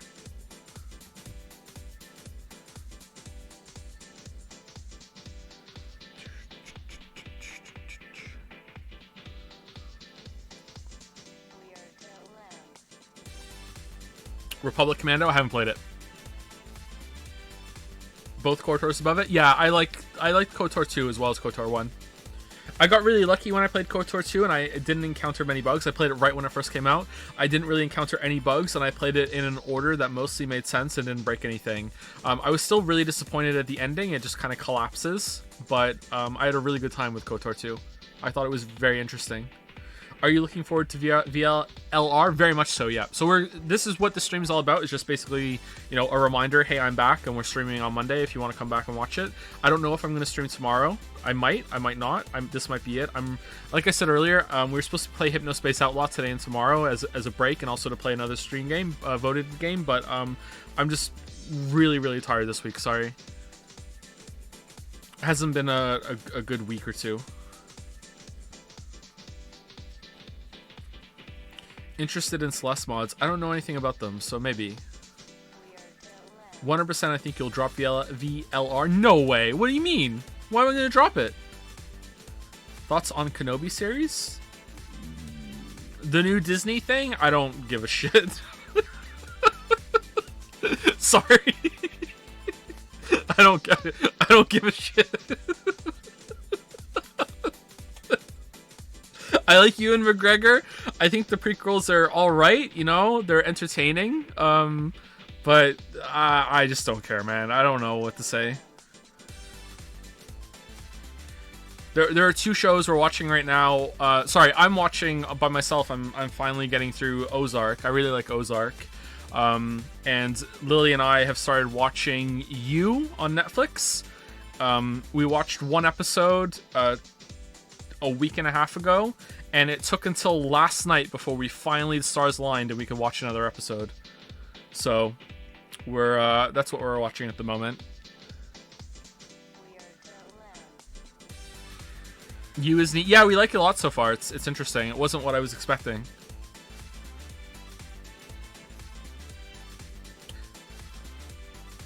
I don't want to say it because I mean it happens in the first episode, like you realize. The second and third episode really solidify, you know, the twist, quote unquote. So it's like really early, like media spoilers, but I feel like it's bad to spoil that, you know? It's not a spoiler surprise. I don't... is it though? I feel like when a piece of media... Even this is saying is kind of a spoiler. When a piece of media presents itself as something and even markets itself as something, and the trailers say it's going to be something, and then you go and consume the media, and it's like very, very different on purpose, like then it's like, I feel like that's a spoiler. I have a book like that, and I would consider it a spoiler if someone... Well, saying that would also spoil, like, the whole book as well, so it's, you know, but yeah. Yeah, like when the Cowboy Bebop show marketed itself as good. Wow, you're gonna get hate for that. Wow. You don't like the Cowboy Bebop anime? Holy shit, you're gonna get crucified. You should leave. Whoa, holy crap. Oh, man. Oh man, this guy in chat just said the Cowboy Bebop anime is bad. Doo doo doo doo doo doo.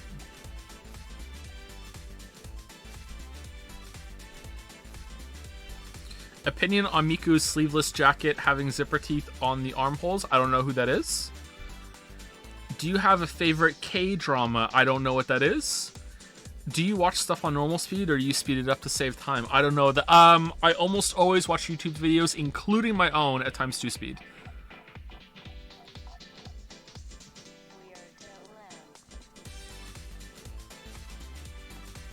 Thoughts on Spiritfarer? I haven't played it.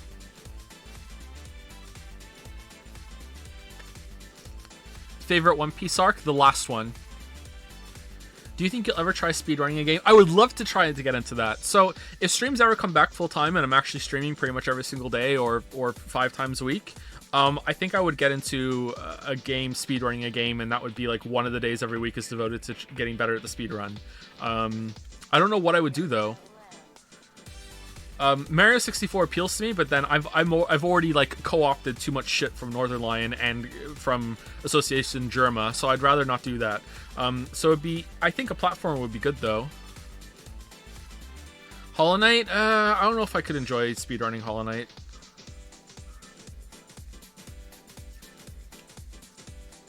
Celeste, see, I think I would enjoy that at first, but after a while, it would just get so technical and soul-destroying that I don't think I could do it. But maybe. Have you seen how people, speedrunners, like... It's like walls or floors to them, man. The way that speedrunners go through that shit. It's like they're playing a completely different game. It's like they have infinite dashes.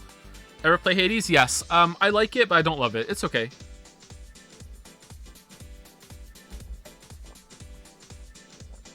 Will you play David Cage's Star Wars game? Almost certainly yes, we'll stream it.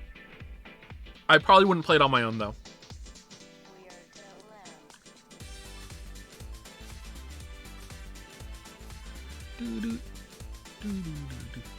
all platformers are going to be technical and soul destroying. I guess the one advantage of Celeste is that the screens are small, so a mistake doesn't set you back too much. Is there any speedrun of Celeste that does the whole game deathless? Has anyone pulled that off?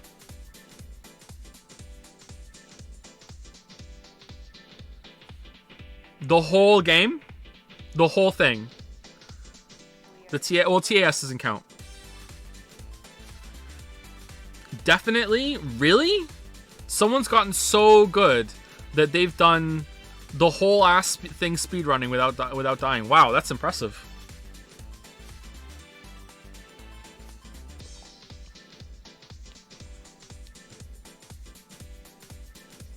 Thoughts on Slay the Spire? I initially brushed it off because I find it boring to watch, but ended up getting addicted to it after trying it out. Did you know that I won my very first round of that? And that the first time that I ever got to the heart, I also won? Yeah, just you know, some Joe Lord just slipping there on you, you know? Like, yeah. You know, don't know why, I just felt like saying that. Got an 80% win rate in my first 5 runs. No, I like Slay the Spire. I am not very good at it. I got lucky when I was on the stream. I've played it on my own a fair amount, and, you know, I'm usually successful, but not cleanly, and I make a lot of dumb mistakes, and I don't really understand the thought process behind building all that much. I find that I don't know the variants of the different artifacts and how important they are, and I end up trying to go blindly for a build, and then if it happens to work out for me, then it just happened to work out for me. Whenever I win in Slay the Spire, I feel like it's completely luck. I think my highest success rate I have is with the third guy. I can't remember his name. Is it the Defect? The fourth one they added is way too hard for me to properly play. I enjoy them, but the shit you can do on that is just insane. And I'm just too small brain for that one, although I'd like to try and do better. The Defect I find the easiest to win with, and then if I can get a good poison build going with the second one, then that. But I've never ever gotten shivs to work, and I've always tried to get shivs to work, and I can never do it. You know, I end up fighting against the one that makes it so you can't play many cards every single turn and just die. So yeah, I don't know. I'm not that great at it, but I do enjoy the game. Thoughts on Davy Redden, the Beginner's Guide? You can go watch my playthrough of the Beginner's Guide if you want. I don't have any thoughts on Redden. I don't really know much about him. Should I stay or should I go? Is that song on here? Should I stay or should I go now? Is that what you're trying to say to me? Yeah, I'll do that one, sure, when we start playing. How many chats do you read during stream? What do you mean? Usually I read chat every stream, apart from when it's a spoiler game. I try very hard to read my chat whenever I'm on here and have an ongoing conversation with chat. But if it's a story-heavy game, then I might not do that. Like if it's in like Zero Escape, what we did recently, I wasn't really reading chat all that much, and because I don't want to be spoiled. And if it's a game like Outer Wilds, I won't have chat on at all. But almost every single time, I'm trying to interact with chat. Dragon's Den is on fire today. Yeah, I figured you might be. Are you going to stream Morbius video game? Is there one? Because if so, then sure. Have you played any of the Batman Arkham games? I played Arkham Asylum for the first time for the Witcher video. Witcher 3 specifically. I haven't played any of the others apart from just a couple minutes just to see if they played the same as Arkham Asylum. I wanted to see if Witcher 3's combat was like Arkham combat. And that was the first time I had played it. I really rushed through it though, and I don't think I got a good experience. So if we were to play them again... Actually, did I even finish it? How long did I play Arkham Asylum for? I can't remember now. Like, I might be able to just play those games on stream and it'd be fine. Do you still have those anime ringtones? I do not. My phone deleted my ringtones, remember? And everyone made fun of me for being a boomer. I still don't know where they went.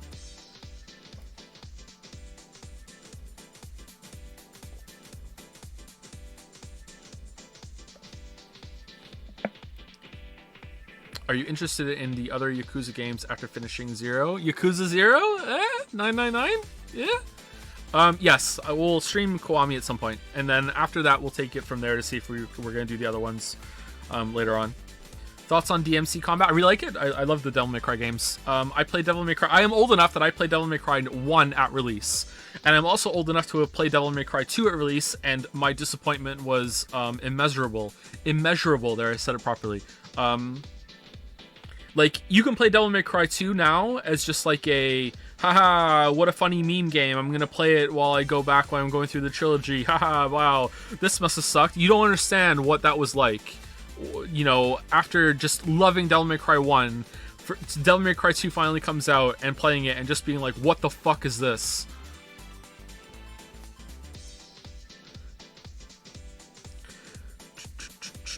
Name any boss in Devil May Cry 2. I can't. I don't remember any of them. The only thing I remember in Devil May Cry 2 is that you can shoot more than one guy at once, and that was cool.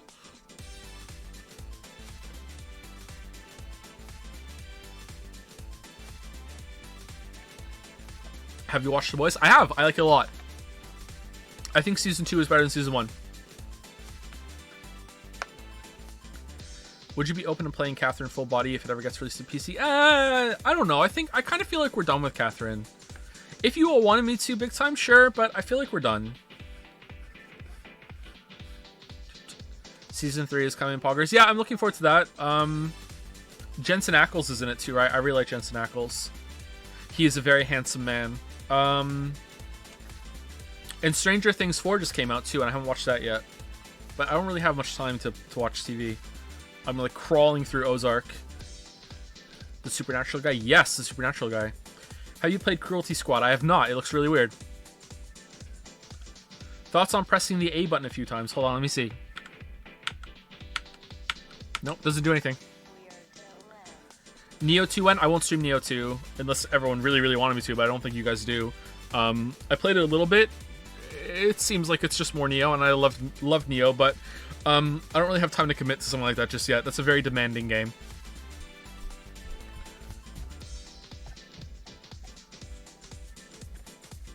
Why not Catherine full body if you're going to play Persona 5 Royal? Well, it's been longer since we played Persona 5, and I feel like Royal has more content added to it than Catherine, and that Persona has more replayability of different things that we haven't seen in it because of the different routes and the different mini games and the characters that we didn't cap out. So I feel like that's more worth it. But if I'm wrong, I'm wrong.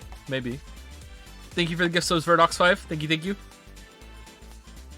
Have you ever played any Vanillaware games? Don't think so. Set graphics to PlayStation 4 preset, please. I can do that. Hold on.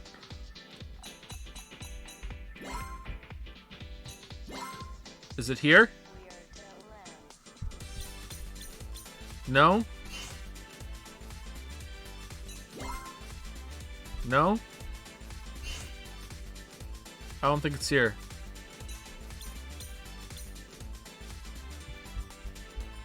Visual settings.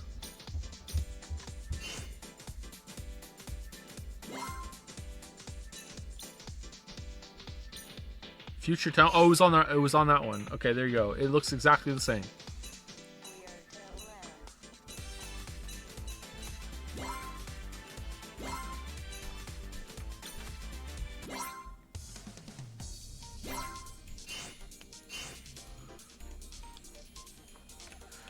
Obora Muramasa is a great classic 2D slash 'em up game from Vanillaware. I think you would like it. Okay, cool.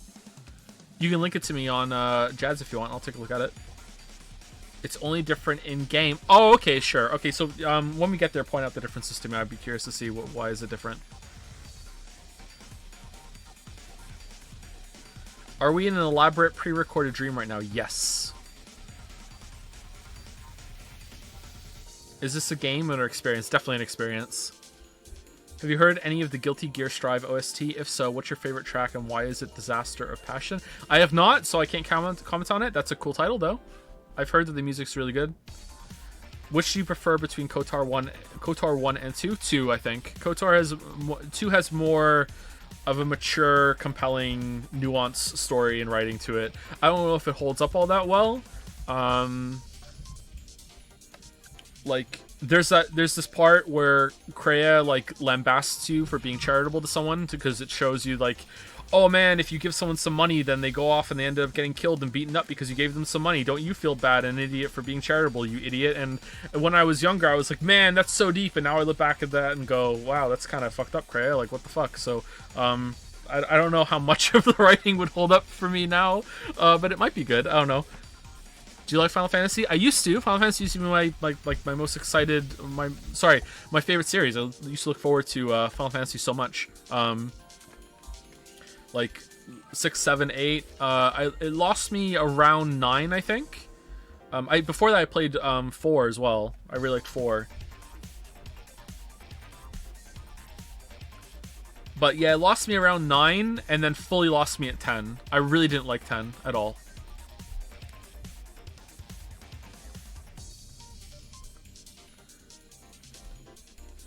Have you ever done an MBTI test? Maybe? I don't know what those are. Is that when it tells you if you're like an int J or an int F or whatever?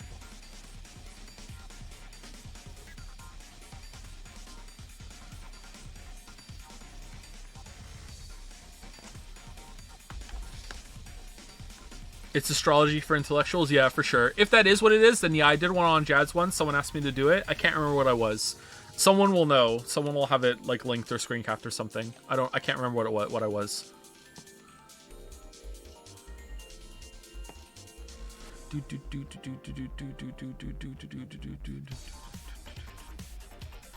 What upcoming game are you most looking forward to? I have no idea, sorry. Probably Silksong, I guess.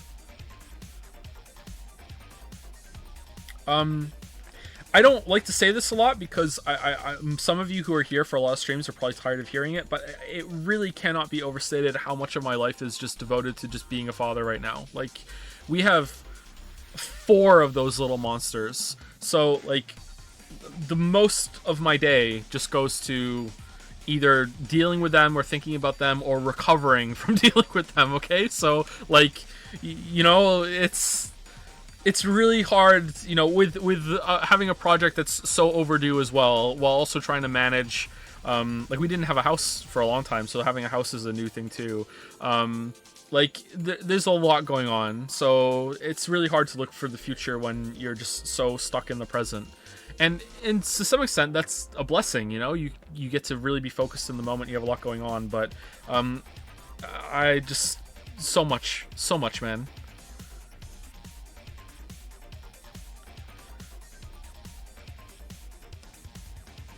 Favorite non-humanoid alien design in any piece of media? Oh, I don't know, man. I'm sorry. Holy shit, I have no idea. I can't say that. That's a spoiler.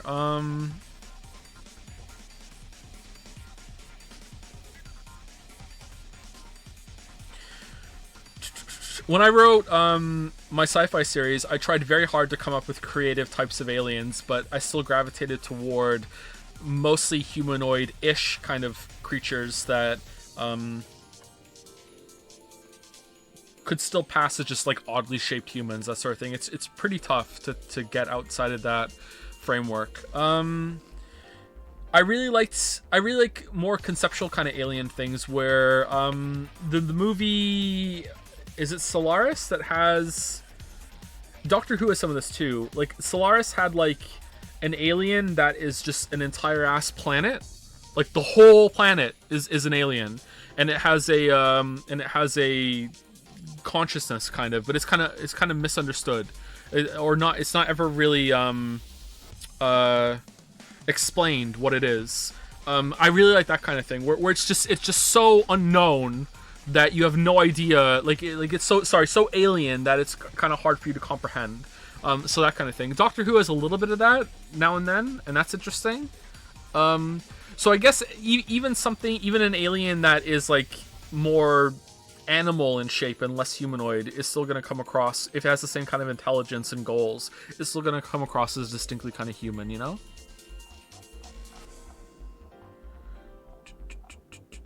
Yeek Wen? Is it Yeek or Yik or U2K? Have you seen 12 Minutes? I have not, no. That might be a fun stream. There's so many fun streams. So many fun stream ideas. Just imagine, like, how many streams we could do playing those games that would, you know, we would never have to waste any of them. No dead streams at all. No streams just sitting around talking. Alien race of blonde bunny girls confirmed. Merrick, I don't know where you get these ideas from. Why would I find that hot? Please don't draw it. My PayPal is always open. Please don't draw it. Please don't draw it. Have you played the Forgotten City? No, but I would like to. I've heard good things about Forgotten City. Too many games to play.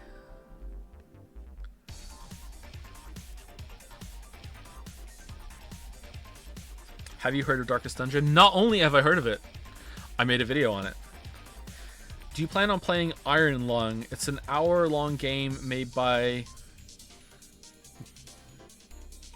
Davivid? Is that his name, or did you add an extra V? Samansky? Dusk Dev? I've heard of it. You're in like a submarine or something, aren't you? I don't know. It doesn't look like my thing. What's been your favorite stream and why is it Hellpoint? Oh man, I don't know what my favorite stream is. I think maybe the most memorable one has been the Cursed Music stream.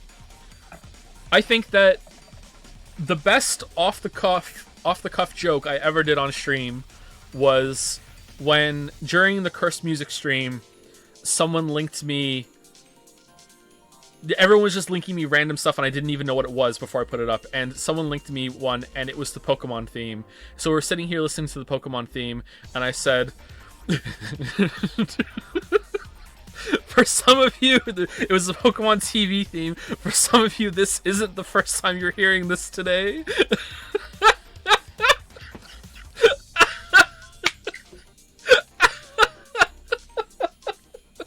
Oh man, I think that's my best off the cuff joke, ribbing the chat. Oh man, that was so funny. That was a good stream. Oh, laughing at own joke. It doesn't say first time chatter next to your name. What the hell? That's weird.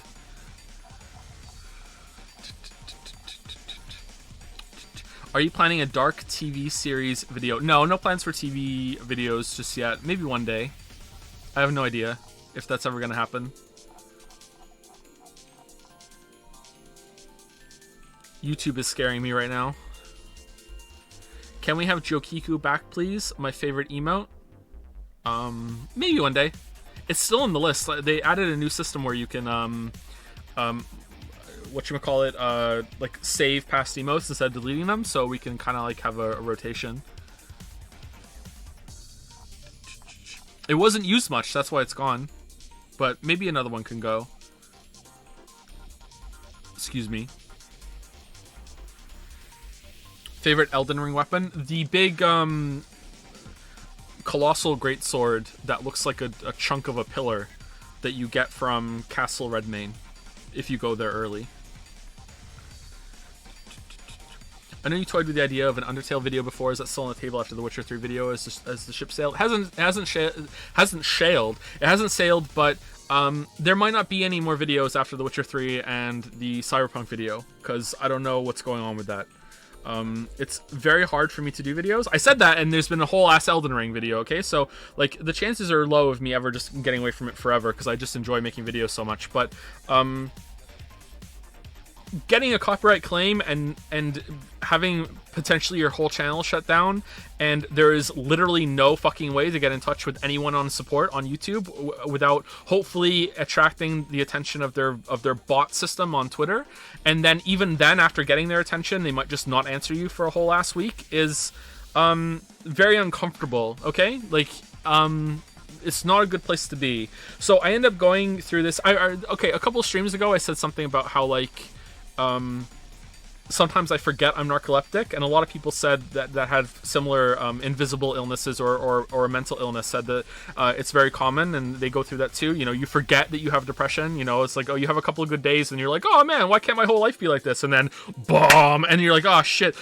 So that's what happens on YouTube as well, where like I'll go a while and there'll be no problems on YouTube, and I'll be like, oh yeah, this is great. Yeah, okay, who cares? Let's keep going. And all of a sudden it'll be like, oh, failure to upload. Oh, copyright claim. Oh, now you have to dispute it. Oh, now YouTube support won't answer you. Oh, here's your revenue's gone. Oh, okay, now we're just not gonna. All of a sudden your views are gonna drop out of nowhere, and then they're gonna come back up again. It's just like all the YouTube shit just hits all at once, and I'm like, oh my god, I need to get off this platform, you know? So it's hard to make any plans and long-term decisions, but I would love to make an Undertale video for sure. But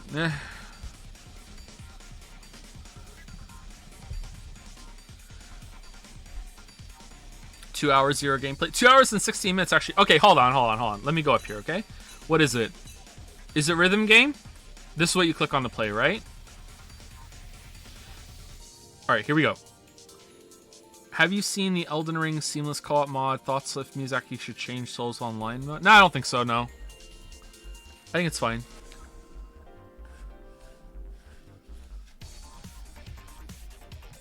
Do you think you'll finish Red Dead 2 on stream? Almost certainly not, no. Have you heard anything about Unsighted, great 2D top-down game with actual consequences you might find interesting? Not only do I find it interesting, I've played it. I played it for a couple hours when it first came out. I liked it so much that I stopped playing it, and I want to go back to it when I can give it more of my full attention. It's a very interesting game. I highly recommend it. If you like top-down Zelda games, if you like crosscode, you should definitely go and check out Unsighted. It might be something that you like. Kind of Hyper Light Drifter-y, you know, it's pretty good.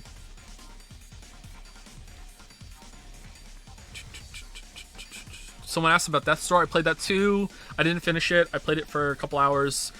Finn was very interested in that, and he watched me play it for a bit, and he called it the Bird game. And we played that. I don't know how long I played it for. I killed some bosses. I didn't like it all that much. Like, it was fine. Like, there was nothing wrong with it, but I felt like it was a bit too simple, and there just wasn't enough to it. I don't know.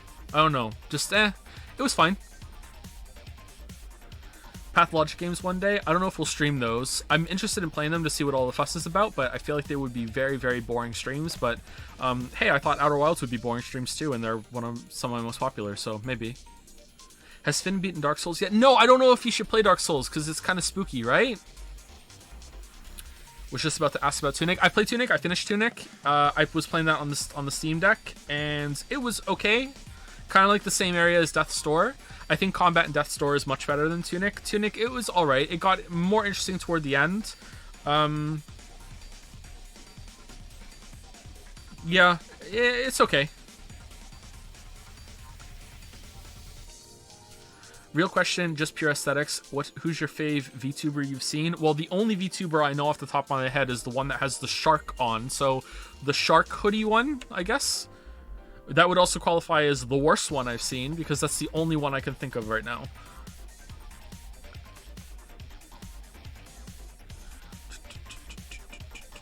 Is Inscription still on the list? There is no list like that apart from the voted games, but I would like to stream Inscription, sure. How many streams would that be? 2, 3? Have you played Evil Dead? I have not, no.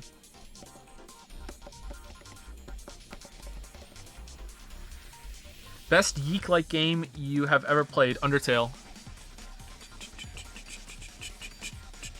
Speaking of VTubers, Juniper Actius has her birthday today. Alright, thanks, Weep, for just dropping that knowledge bomb in the chat and making me read it out loud. How many furry types do you know? 1?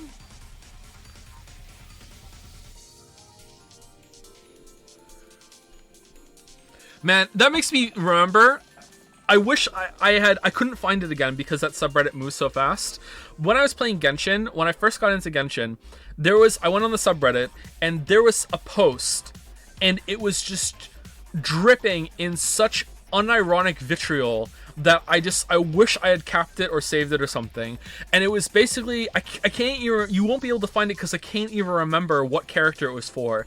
And it was basically someone came on the subreddit and was like, all of you think that you are such great fans and appreciate this game, but none of you knew that it was voice actor of this character's birthday today, and none of you wished them a happy birthday. You're all like, and it was just like this huge call out post on the subreddit, and like the comments were like, oh my god, you're right, we're so sorry. And I was reading, I'm like, what world have I been put into that it was just so condescending? like, you guys forgot the voice actor's birthday. Like, this is such a faux pas. Like, holy shit. Like...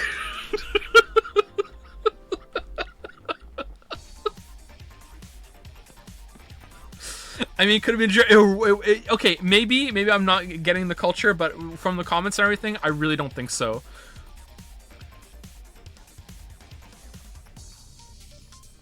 Thoughts on pressing the enter button? Hold on. Nope, doesn't do anything. Would you stream the other Xenoblade Chronicles games, or is too much cringe for you? We'll do it eventually, yeah. Unless I quit streaming before then, before we get to it. Best Genshin waifu? Eula, of course. Imagine having an answer. Are you interested in doing the Great Attorney, Ace Attorney on stream? Yes. But I don't know if we'll go right to that one or we'll do some of the other ones first. Can you even play the other ones on stream? Unless I quit streaming. Well, yeah, we have like at least 5 years of stream game content. Like, we might not get to it before I pass out or you know, move on or die. Who knows? Twitch itself isn't exactly a great platform compared to YouTube, you know? Like, you know, both sides have problems. How many Deluxe do you have already? I have...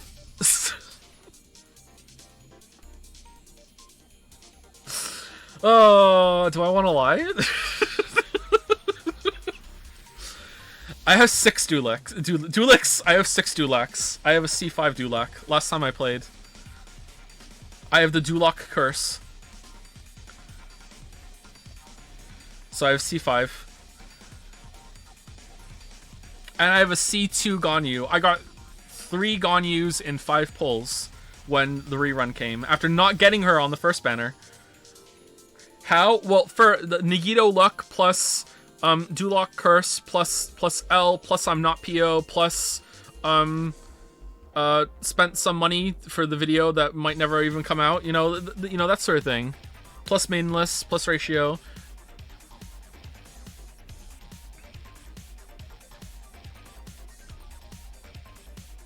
Free to play, by the way. I don't have Dulac on my free to play account. No. Just so we're clear, I haven't played Genshin in about 6 or 7 months, so like I'm free of that. Since you're gonna play the Metal Gear Solid series, which games you already played? I've played Metal Gear Solid 1, 2, 3, 4. I haven't played any of the Peace Walker games. I haven't played 5. I've also played Twin Snake's remake of Metal Gear Solid 1. I have not played Sustenance or any of the remakes, if any others exist. And I've played Revengeance. We streamed that one. Can you put your mouse over rhythm game and left click a few times? Alright, sure. Oh no! Rumbled.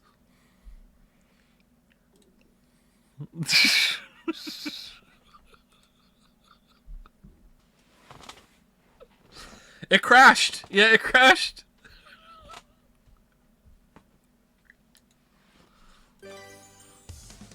Do do do do do do do do do do.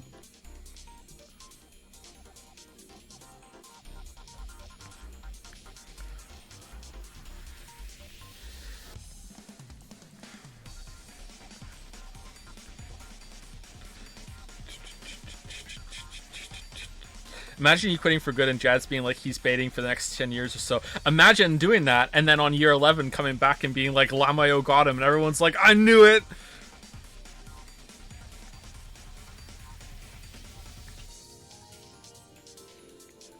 Why wouldn't you play the Persona dancing game instead of this trash? What's the main menu music like in that one? Is that pretty good? Is that even on Steam? Would you try any other gacha games aside from Genshin? For example, Arknights or Fate Grand Order? When I actually get around to making the video, if I do make one, which I definitely want to, I will for sure, yeah. But not for very long. It'll just be like dipping my toes in and seeing what it's like and getting like some knowledge of how the genre works. But yeah, for sure. Is Baba Is You video still going to happen? Not sure. I would like it to, but the only videos I'm promising right now are The Witcher 3 one and Cyberpunk. After that, it's whatever, you know, like I would be an idiot not to make some other videos on it, but to make some other videos like on Last of Us 2 and Baba's You and Undertale, that sort of thing, but Outer Wilds, but I don't know what the future holds. I'm, you know, spoke about this even over a year ago, right? When we were in Persona 4 or whatever. Like, work-life balance is very hard right now, and I don't know what the future holds, and YouTube is not a very stable platform for me. It probably is fine. It's just the lack of support that creators get, and I understand they're in a bad position, makes it very unsettling for me. The fact that any day I'm just a couple of really bad copyright claims away from being, you know, just put out to pasture, and there's really nothing YouTube will do about it, doesn't bode well with me.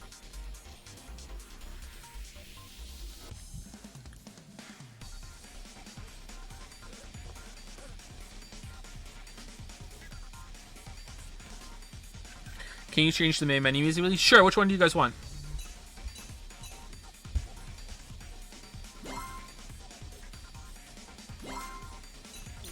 Future tone?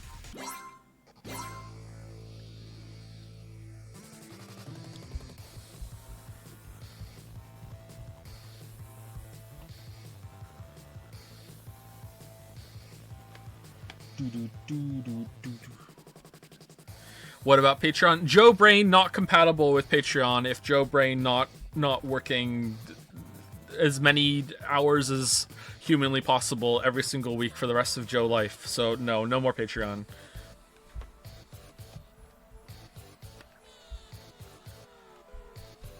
Joe Brain not so good. Agree. True.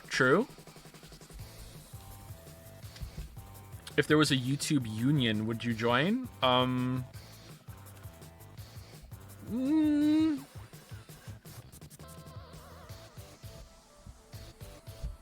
Possibly. I would have to be convinced that it's not just a publicity meme bullshit.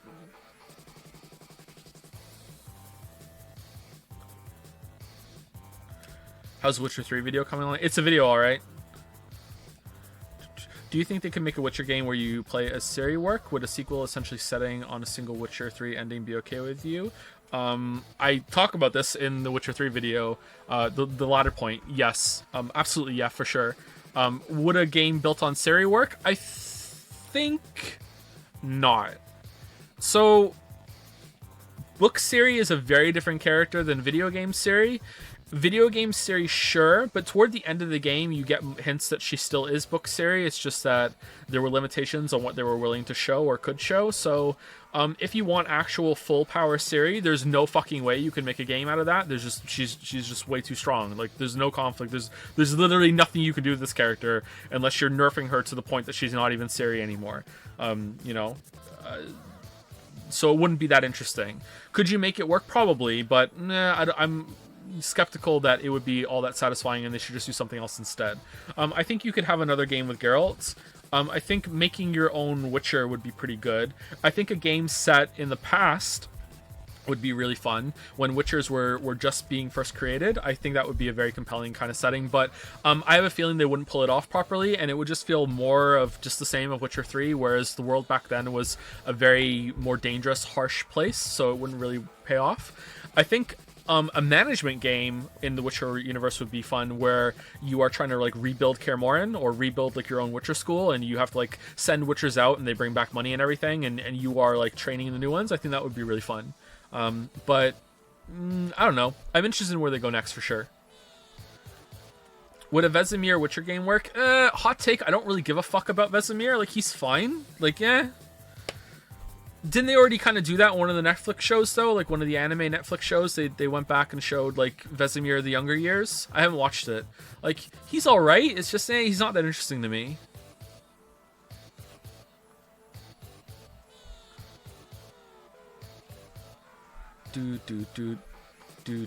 Was the show good? I didn't watch that one. Are you excited about Breath of the Wild 2 at all?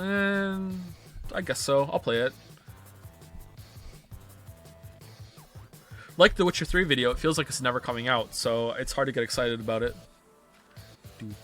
I like the stream, but with the repeating music, it's giving me a headache. Can you mute it? Isn't there a way you can do that? Like, you can just mute the music on your end?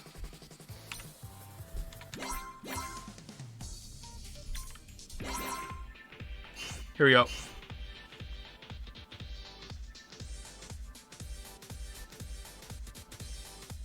Doo-doo, doo-doo, doo-doo. No, there's a bunch of people that have been in chat with it muted, and they're talking. Oh, they can't hear me either. They're just here hanging out. What the fuck? What? Why?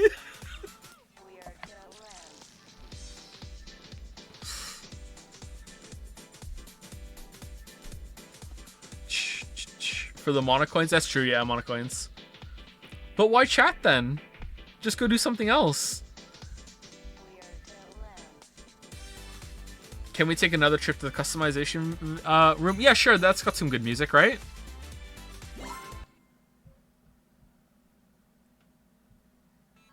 Here we go.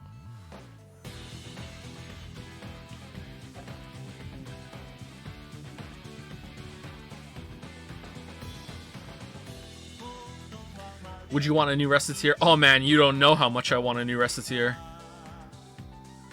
You have no idea.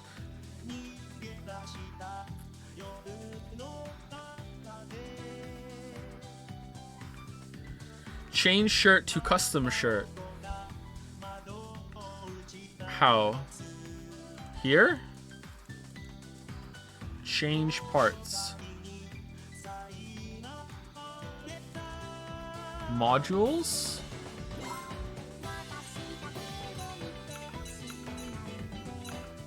Is it custom shirt A?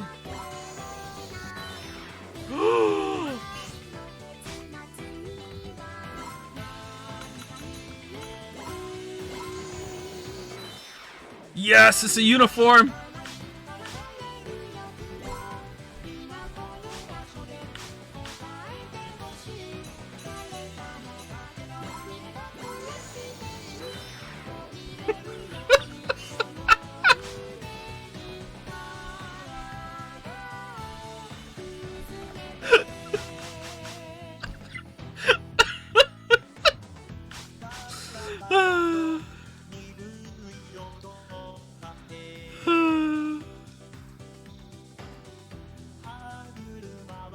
How do I change it to a different character? Oh no!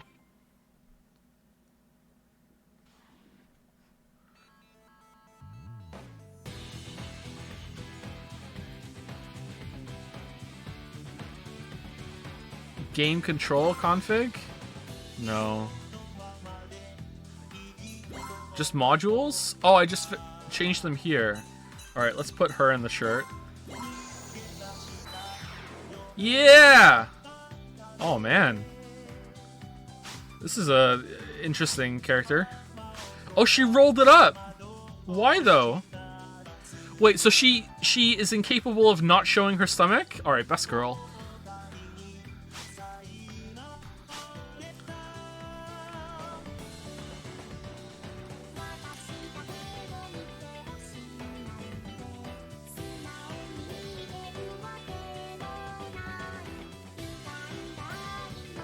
Anyone have any questions that have been asked a lot that I've missed? Make them dance. Oh wow, imagine you could do that. That would be a really good game. Favorite character from The Wire? Basic take, but probably just McNulty. I just like McNulty. I find him funny. And what the fuck did I do? Omar, I like Omar a lot. I like almost all the characters in The Wire.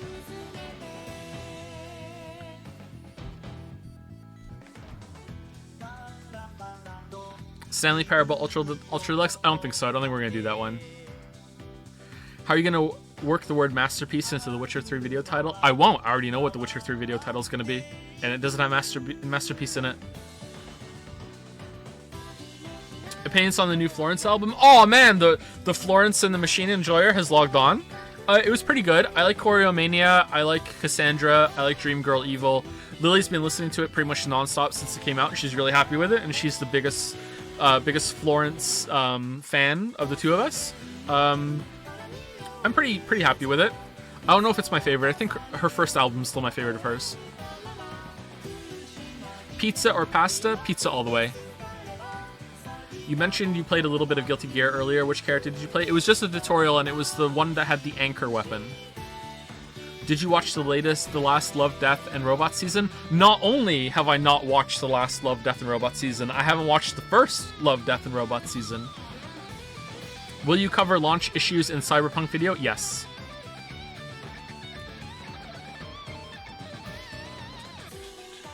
Thoughts on Morbius? I haven't seen it. I don't really know much about it. Have you seen the movie The Cube? I don't know much about it. I haven't seen it. Do you still have the dad joke book? I don't know where it is. I haven't seen it. Opinion on adult games and whether they have value in the gaming industry? Of course they have value. Like, sex is a big part of the human experience, and it's worthy of being explored in media just as much as violence is, and, you know, challenge. But in terms of video game medium, I don't know if game is the right medium for that sort of thing, or just sort of an interactive experience is better. I don't think I've ever seen or played an adult game that's been actually good, so they're not there yet.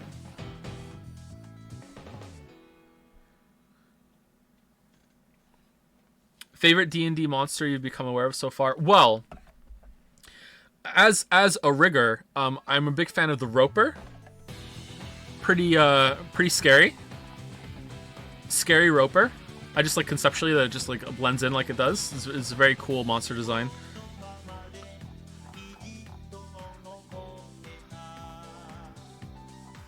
Translucent cubes that you can't see and might walk into are pretty fun too as well.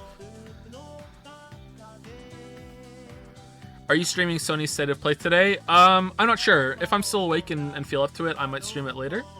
If not, I might just pop back on the stream and just, you know, play some more of this game. The creators of Disco Elysium said they want to include a sex scene in the next game. Could be interesting while the skills talking to you. I read this too. It sounds very funny. I think that could be a very funny experience, but I don't know if they would want it to be a funny experience. I can't imagine doing that and it not being funny. But sex is funny. This is something a lot of people aren't comfortable admitting. I don't know why. Sex can be very, very funny. Especially... I have to finish it. Especially with me.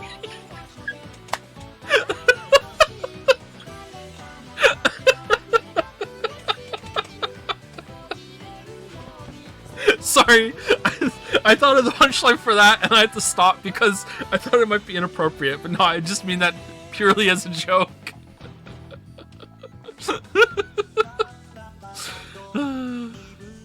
Have you watched Arcane? I have not, no. How many marbles have currently been redeemed? I think 5, right? I haven't checked it, and for reasons I just don't want to right now. Oh! Whoops. Doo-doo. It's making my ears bleed, says someone. Okay, hold on.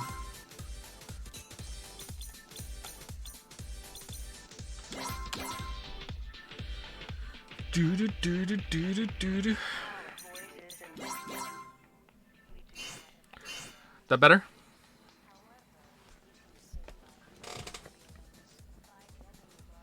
What game are you planning to make a video for after The Witcher? Cyberpunk. After that, we'll see. Thoughts on writing mysteries into a story? They more than anything depend on their payoff, and that makes them very interesting to me. So here's a hot writing take.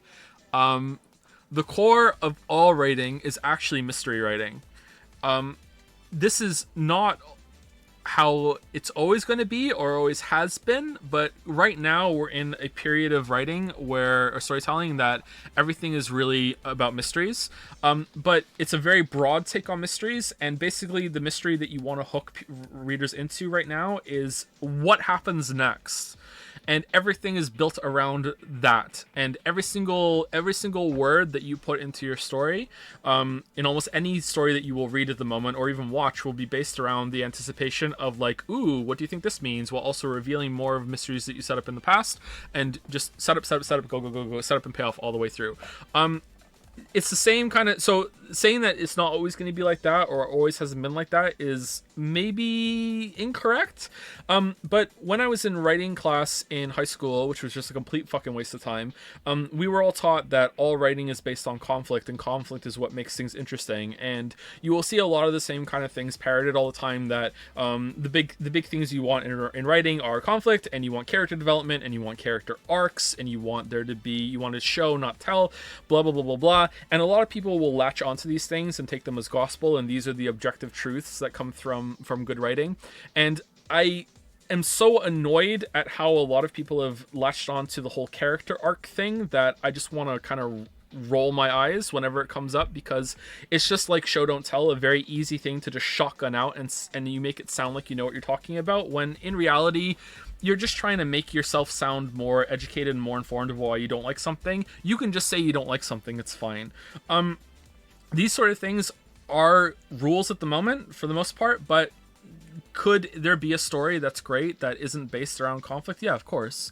There's nothing really, there's nothing integral to that needs to be there. There are exceptions to every rule. There are plenty of characters that you don't want to have character development on. There are plenty of characters that you don't want to have a big character arc on. There could be something very worthwhile in having a very long series, or a long TV series, or a long book series, and there is a character that throughout the whole thing is this constant anchor that doesn't change throughout the whole thing, as a source of poetic comparison, or just as a joke. You know what I mean? Like, it could just be really really funny if there was a whole character that just goes through hell, and at the end of it, along with another group, and at the end of it, it's just completely unchanged, and you look at it like, what the hell's your problem? You know what I mean? There's always going to be exceptions to the rule. So when I've watched a bunch of Ryan George's video, I think it's Ryan George, his writers meeting, a pitch meeting series, and I think they're very, very funny. But the way that he will sometimes shotgun out criticism, that sort of thing, and he's being funny, so I'm not,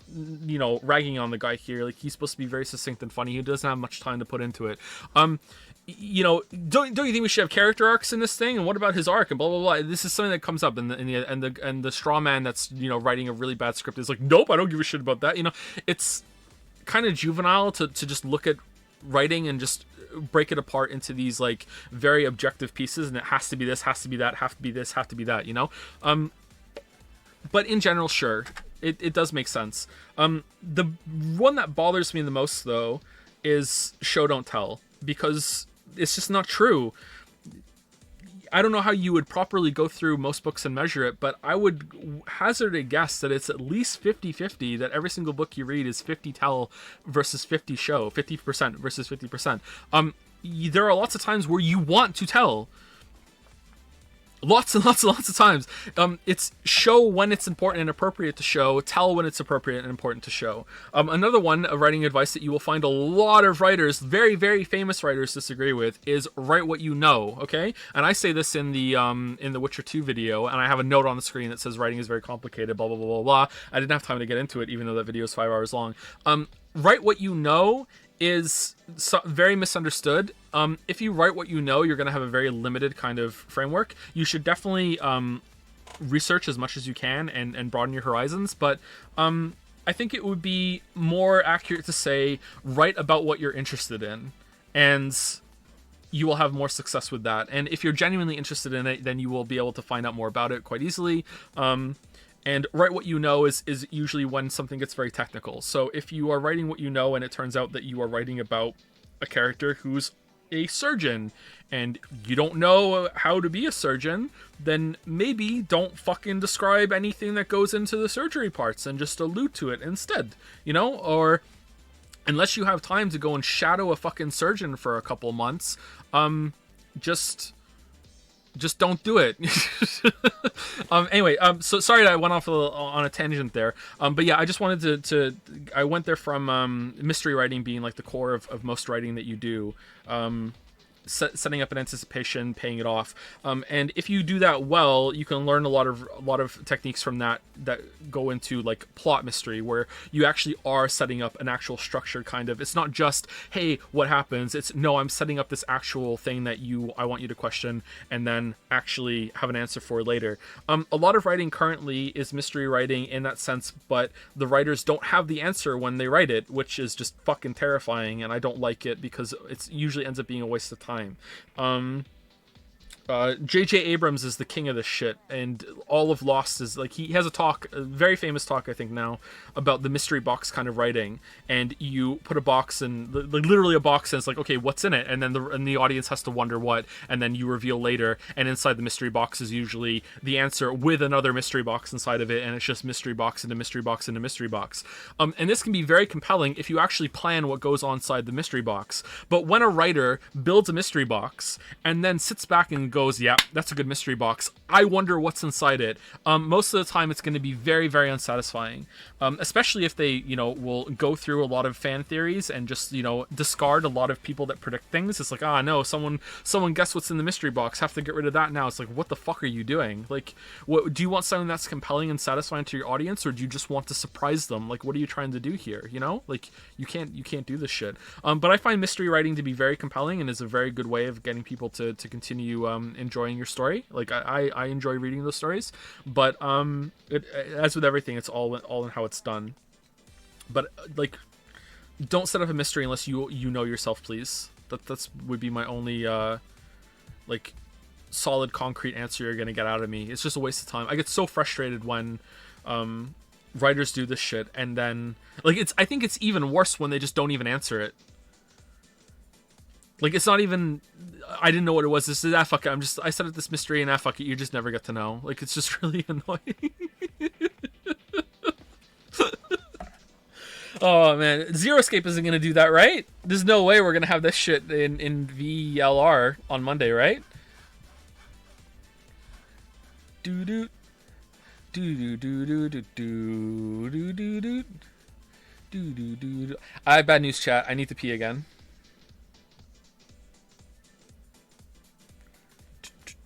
As always, I do want to give a qualifier because despite what a lot of people think of me, I'm not a big-headed, smug asshole on the internet who thinks he knows everything. I am not that successful of a writer. If you include my scripts as script writing, then I'm fairly successful as a writer. When it comes to fiction writing, like, people who read my books enjoyed my books, and I got a lot of good feedback from it, but like, if I was a successful enough fiction writer, you wouldn't be listening to me right now. So you might want to take any of my writing advice with a pinch of salt. Is it a pinch of salt, or it is pinch of salt, right? I don't know. It's pinch of salt, isn't it? Grain of salt. Is it grain? Can you do both? Can you say pinch of salt and grain of salt? It can be pinch or grain. Okay. Is it H or H? Grain of ketchup? Do do do do do do do. It'd be nice to get back to writing, though. I miss it. I really enjoy writing. I've gotten much better at the script writing, at least. I wonder how much that would translate over to fiction writing. Maybe it wouldn't. Maybe it would actually make it harder.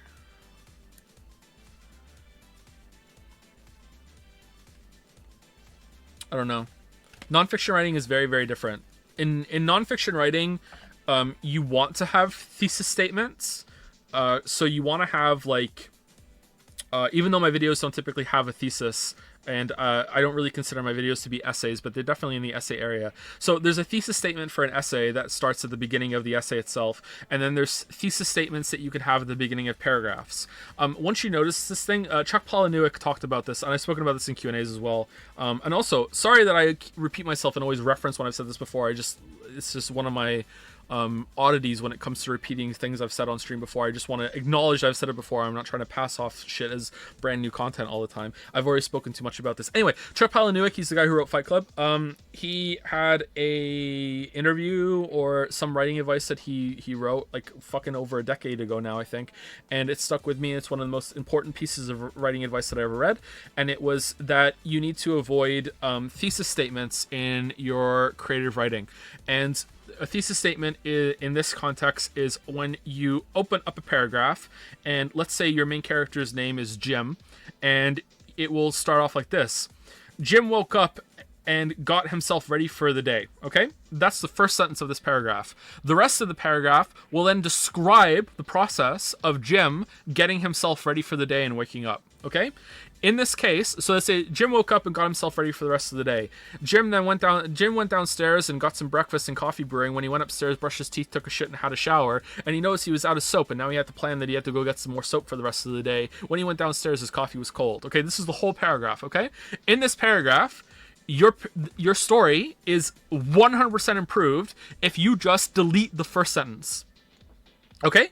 You do not need the first sentence, okay? This is a thesis statement where the first sentence describes what you are about to say and then you say it, okay? So in fiction writing, once you notice that writers do this, and you get, adept at picking it up, a lot of people, especially even fairly properly published writers do this. It is very aggravating and it's very annoying. In nonfiction writing, this is a good thing to do because you're trying to make a persuasive argument and you're trying to open up the audience or the reader into seeing your point and understanding your point. Doesn't have to agree with your point, but you are trying to persuade the reader or audience into thinking you have a point, whether they agree with it or not. That's secondary. It's like, look, first of all, hey, look, I am saying something of substance here. Whether you agree with it afterwards, we'll get to that. In nonfiction writing, it's very, very important to do that, and it can be a good source of flow and easing someone into a point that you're about to make, and especially when you're going to evidence. In creative writing, you almost never want to do this shit. So the other thing to do in nonfiction writing is that, especially when you're making scripts and videos like mine, is evidence and examples are really, really important.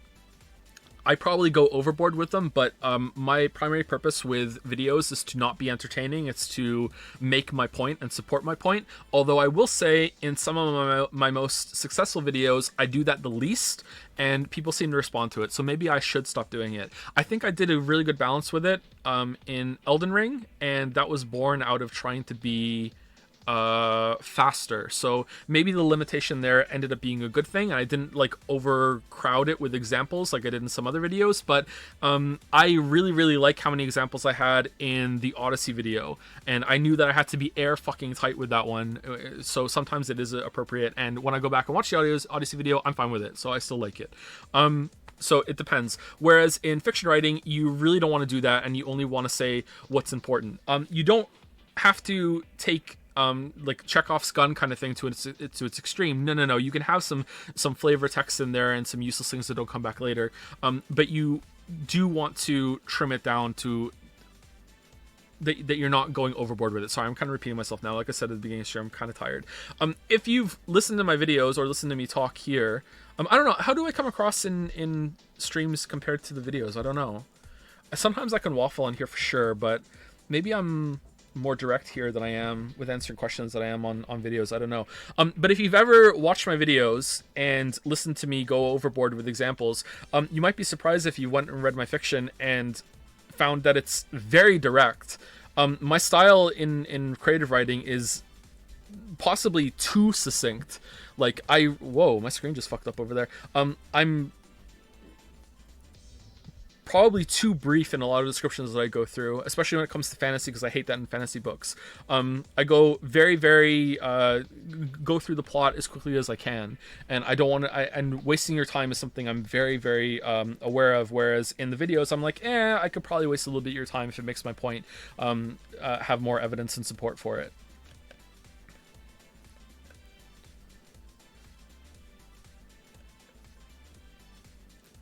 In my opinion, fiction writing feelings before facts.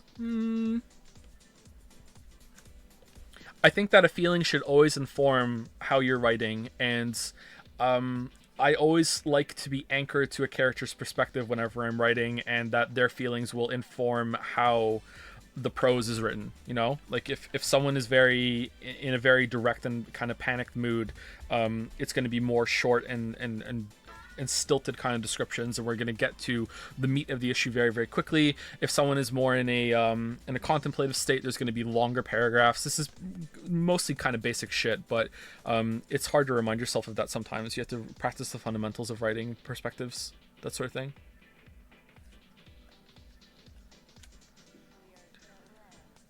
This isn't related in any way, but do you play a musical instrument? I don't. I wish I did. You ever heard of read any of Chuck Tingle's books? I have not, no. Can the repetitive writing of 999 be considered thesis writing? I was gonna say I don't understand the question, but maybe I do. No, I don't think so. I think that's something else instead. That's more like introducing a topic. I think that's fine. This might be dumb to ask of Witcher video, Joe, but do you have any tips on writing short, concise stuff, like summarizing a fictional historical event in a few paragraphs? No.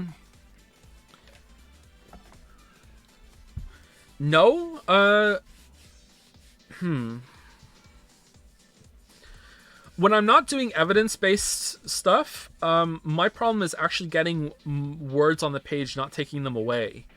I would suggest maybe you don't give a shit about how long it is, and you just write down everything that you need to have, and then just get to your word limitation by a process of elimination. Just get it all out and then boil and condense as much as you possibly can. Or you could just have it all listed out in bullet points and find a way that you can combine topics and string sentences together in the best way that you can. But it's kind of hard without an example. And if you gave an example, it would be too much to go into on stream.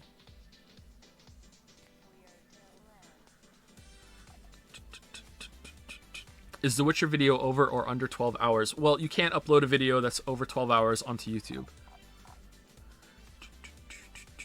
Wow, the second monitor is kind of messing up. Did the stream just mess up for you there? Or was it just the monitor? No? Okay, it's the monitor then, okay. Really? Yeah, you really can't. I managed to do it once, I think, on the second channel, but it doesn't let you anymore. You can upload it, and it'll look like it's going to go through, and then the processing will fail, and it'll tell you video too long for processing. You used to be able to do it more, but now you can't. Maybe if you have a higher tier YouTube account, like you have more subscribers, they'll let you. I don't know, but I couldn't do it on the second channel. Ludwig have like 3-4 days long video. Are they stream VODs? Because stream VODs are a way to get around it. Did he stream on YouTube and that's the end of it? I don't know how that works.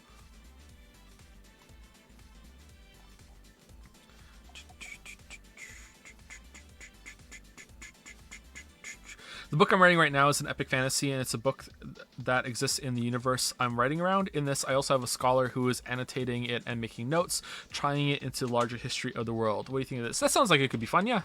Kind of sounds like, oh, fuck. House of Leaves. If you haven't read House of Leaves, you read House of Leaves, because that's somewhat of a similar kind of thing. Just, you know, try to get through the porn parts as fast as you can. But House of Leaves did that in an interesting way. So, yeah, that sounds like it could be compelling for sure. How do you feel about the never writing said when writing dialogue? I think stuff like that is bullshit, and but it might not be later on. So, use of certain words, especially adverbs, are come and go. Sometimes it can be seen as kind of trite and slows everything down, not artistic. And then other times we get into this mode where bare bones storytelling is seen as too simplistic, and we want more flowery language. I can't say that word. So it depends, you know. Ask me again in 10 years, and I might say, "Oh man, you should never say said. You should always have a description word instead." But usually, I just prefer to have the emotion delivered in the dialogue itself and the context of what's going on. You know, most of the time, you don't even want to say the character who's speaking. It should just be, you should just understand the flow of the conversation as it's going. You know, obviously, it's unavoidable. Sometimes you have to, but like. Fuck, the Cormac McCarthy's The Road doesn't even have speech marks. It's just text, and it works.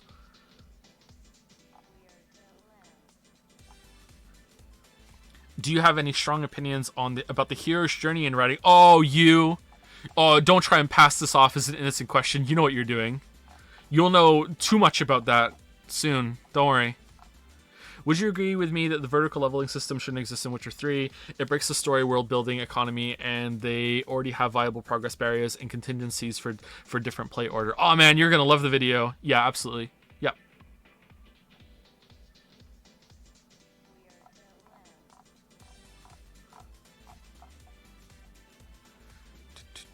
Thoughts on reading versus audiobooks? I have never listened to an audiobook, so I can't tell you, sorry. I should, but I've never done it.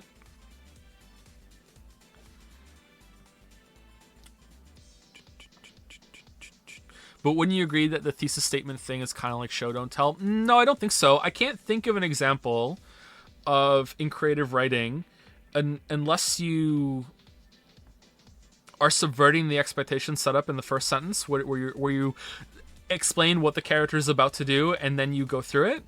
Maybe at the beginning of a chapter or a long section, you could do that, and that sets the expectation of what the character is about to do, and you get into that mode and mindset. Sure, that could work, but then it's kind of getting back into an evidence place, right? It's like, here's the proposal of what the character is going to do, and here's all my evidence laying out what it is exactly that they do, especially if the character is trying to solve a problem.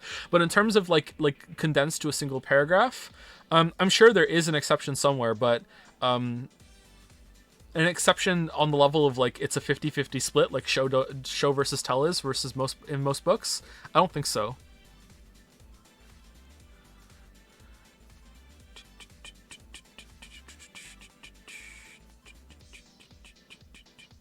I have ADHD and focusing on the written words is really hard for me, but the audiobooks demand my attention in a way that I can follow the story better. Also, I like voice acting. Oh yeah, I'm not, I don't know if you're saying this, but I'm not criticizing the format or anything like that. I think it's great. I just haven't partaken of it myself yet. And I haven't made one myself either because I hate reading my scripts aloud as it is, never mind reading out a book. Yeah, it's definitely valid.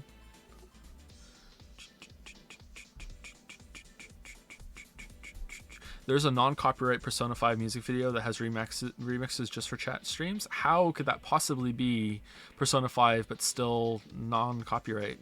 It just trips out the bots, maybe? It just sounds like Persona 5 vibes? You were my favorite streamer until today. Now you're my favorite rebellious figure for even touching Hatsune Miku. Oh man, you haven't been here the whole time. Just so you know, before you go back, we had a long stream of playing the game. We went through so much. Like, it's been like, wow. I've barely spoken in chat this whole stream. I've just gone through it. We've seen so much. Look, I'll prove it. We even made custom shirts. Look at them. They're amazing. Look. I know this person's name. It's Mikey. This is Pinku. Yeah, just Dan. It's been one of the best streams we've ever done. We spent all of our points.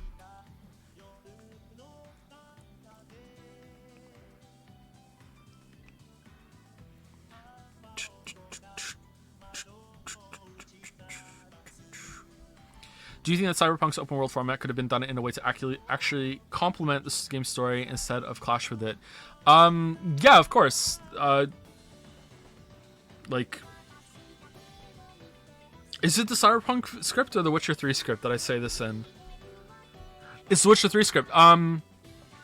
It feels like, it's spoilers for the Witcher 3 video. It feels like a lot of open world devs have bought into like a joke of how fucking stupid, they can make the main story conflict in their open world games clash with the format. You know, like Fallout 4, I need to find my baby, but no, I'm going to build a settlement, and now I have to help Preston Gravy, and oh no, I have to go do this now, and oh man, look, a new facility I haven't gone into, and ooh, bobblehead. And then and then you have just so many different open world games that have that same kind of urgency in the story.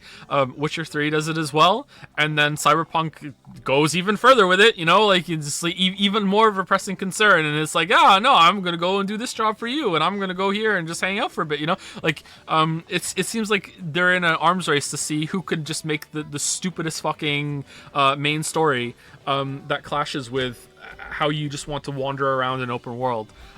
So is there a way to do it? Yeah, for sure.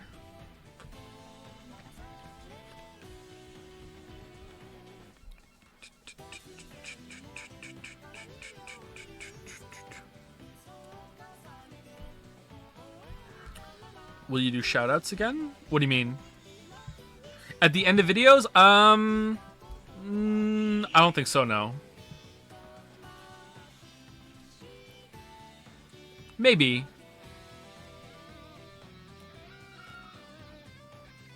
Have you seen the channel that abridges your Persona streams? I think I've seen a couple of them, but I haven't watched any. But I have seen them on my list.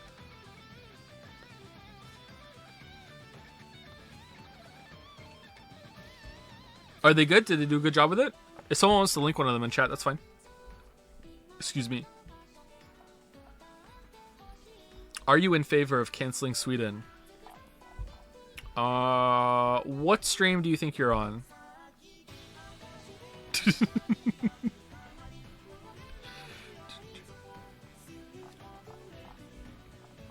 Fallout New Vegas did a great job at that. It made sense why things were stagnant while the PC was doing side stuff. Did it? I guess so, maybe. I don't know if I agree with that.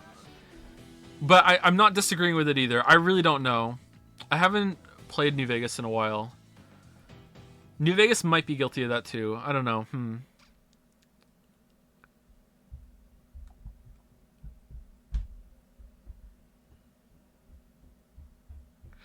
As a writer, there are times when I do thesis writing intentionally where the narrator starts by spoiling the end of the scene to hook the reader into that scene, and by the okay, that's not what I'm talking about. That's framing, man. Like that's fine. Yeah. That can be. I do that too. That can be great. Yeah. I'm okay. So that's throughout a whole scene. I'm specifically talking about like something that's condensed or constricted to just one paragraph. So when your paragraph starts with a sentence that is a summary of the rest of the paragraph, that is the only thing I'm talking about when I'm talking about thesis writing and why it's bad in virtually like every case. In terms of a scene, yeah, for sure, that definitely has merit.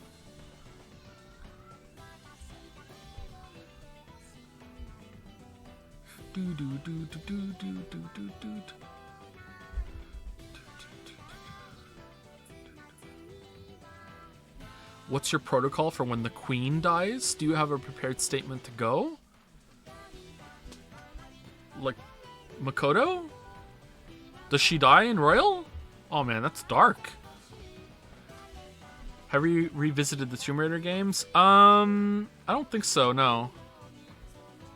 I played them, and I don't think your reviews hold up that well. I love the Uncharted games, but didn't like the new Tomb Raiders. I can't really remember what I say in the Tomb Raider videos, but yeah, they might not hold up all that well. I'm not sure.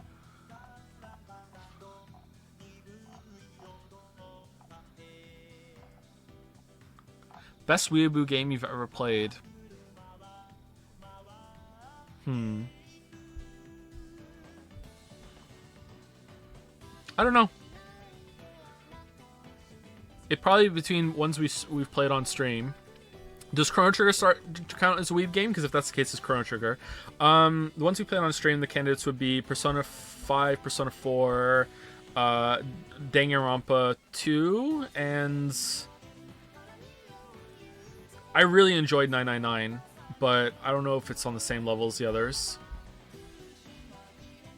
I don't know which one of those I would give it to.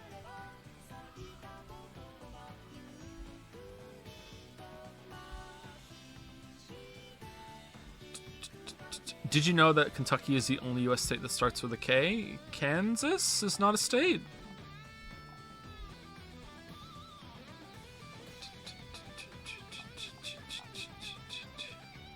Did you ever try Ghost of Sumigi? If my memory serves me right, most of the side quests have decent relevance to the main quest. I haven't played it, no.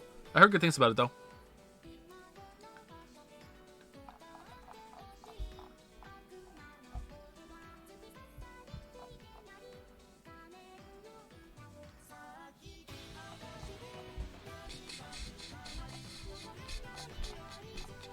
Kansas dick fit in your mouth. Are you the same person that said the first one? My god, you are. Well done. Alright, nice one. Got him. Lamayo got him. Legit, Lamayo got him. Good job.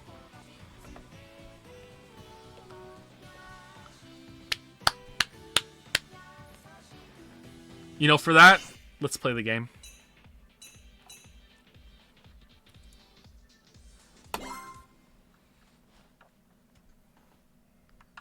JK. Alright, that's it for me. 3-hour sleepy Q&A stream. Yeah. If we do stay up play later, I'll come back. But I'm not promising. I'm not gonna announce ahead of time. I'll just show up and we'll start watching it. If there's a stream tomorrow, again, it'll be unplanned. Like I said, I'm feeling kind of down this week, so I'm not sure if streaming something that was voted for is a good idea, but it's possible I might start Hypnospace tomorrow and we'll stream it over the weekend, and then we'll start VLR on Monday. But this was mostly just to confirm that we are starting on Monday. Show up if you want to see that continued, and that's it. Yeah. Any questions I missed before I go? On that note, thank you for making the Oberdin video and for the warnings early. Yeah, you should definitely play that, not watch the video. Like, come back and watch the video later. That game's great. One of the best games. Thoughts on being a villain? It feels so good. The fun games will cheer you up, so I'm a good idea. Oh, I'm not down in that way. I'm down, like, energy-wise, which is weird because I'm getting way more exercise. I don't know, I'm just really sleepy. It's been, just some bad sleep. I had the spider dream again the other night, and the spider dream always freaks me out. I'm in a place that I've never been before. I'm in like a hotel. I'm staying at a hotel, or like I'm going through a house that's kind of like an amalgamation of all the different kind of apartments and houses I've ever lived in my life. I moved around a lot when I was a kid, and then all of a sudden I'll just notice that there's like a lot of spiders in the room, but they don't look like spiders. They look more like they're curled up spiders, so they're just kind of like furry balls, as funny as that sounds, but they're huge, and all of a sudden I realize they're all around me and I can't move, and I really don't like that. This time it was like in a version of our basement, and I was all freaked out, and I was telling Lily in the dream, I was like, how am I gonna go downstairs and stream and do my work if I can't go in the basement because the basement belongs to the spiders now, you know, like, and they're huge gigantic fucking spiders. And yeah. And then I think it got messed up with some of my memories from playing Resident Evil, because I went to touch one of them, and like it put like one of the what's her name, Lady D's daughter's bugs in my hand, but it was much bigger. It was only one, and it like this big huge kind of like woodlouse kind of thing just went up my hand and burst out of my finger, and like it hurt. Like you feel pain in your dreams, man. Like it hurt.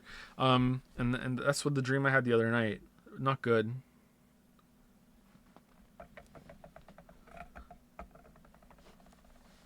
So, not sleeping well.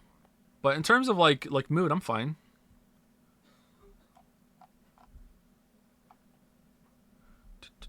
So the Patreon Discord role is going to be a real status symbol of S rarity forever. Yeah, it seems like it, yeah. I don't think I'm ever going to take it away. There's no reason to, really. Maybe one day the bot will break and it'll go. Are you going to watch the Summer Game Fest presentation on stream? I don't think so. I don't know. Maybe. How long does it take you until you can sleep normally again after a real bad dream? 1-2 weeks for me. It's fine. I can go to sleep like sometimes the next night.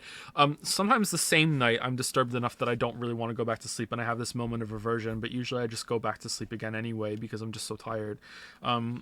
Dreams don't really have a psychological long-term impact on me when it comes to that kind of nightmare.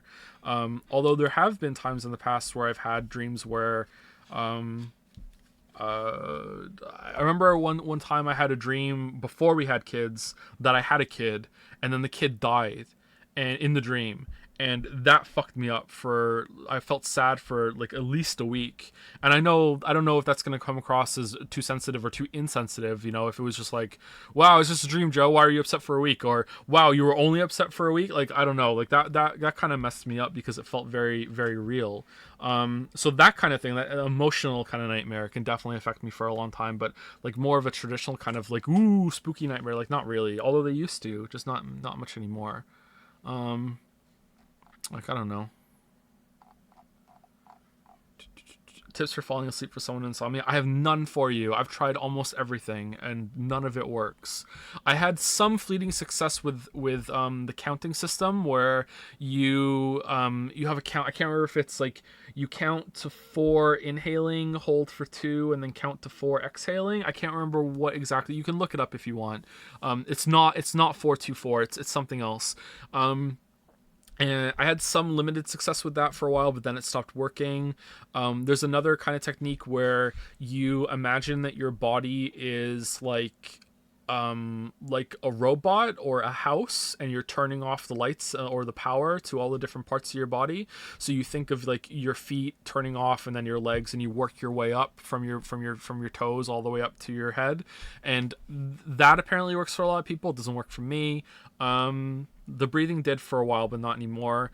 I had some success as well with listening to ASMR videos, but in another language. English, I would focus on what they were saying. So I would find different one of those, and I would listen to them, and then I would kind of get very very sleepy, and then I would take the headphones off, and I would find a way of find it easier to fall asleep after that. But again, I got used to that, and I kind of adapted, and I feel like my insomnia kind of learns and just tells me to fuck off when I think something's working. So I don't know. Wow, I wonder what language it was, Joe. It was Greek, actually. It was some Greek lady, or I assume it was a Greek lady. She was speaking Greek. Reading used to work for me. I wonder if I could get on like a cycle. I wonder if I could cycle between them. I don't know.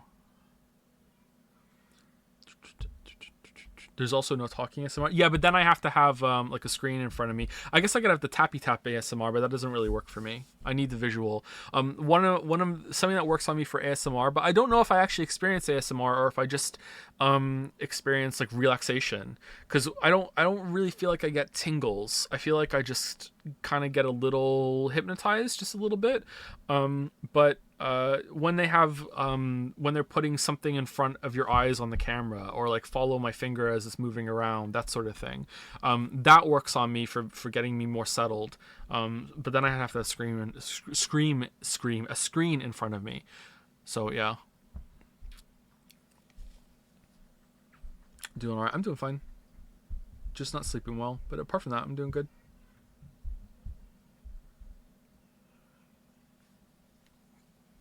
Have you tried listening to Joseph Anderson videos? Helps for me. Ooh.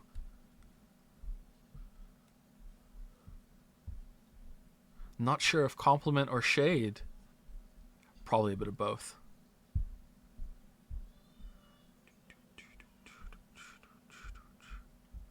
You know what? Let's play the game after all. Let's go. I feel bad. I feel bad that I did this. Let's go back in. Here we go.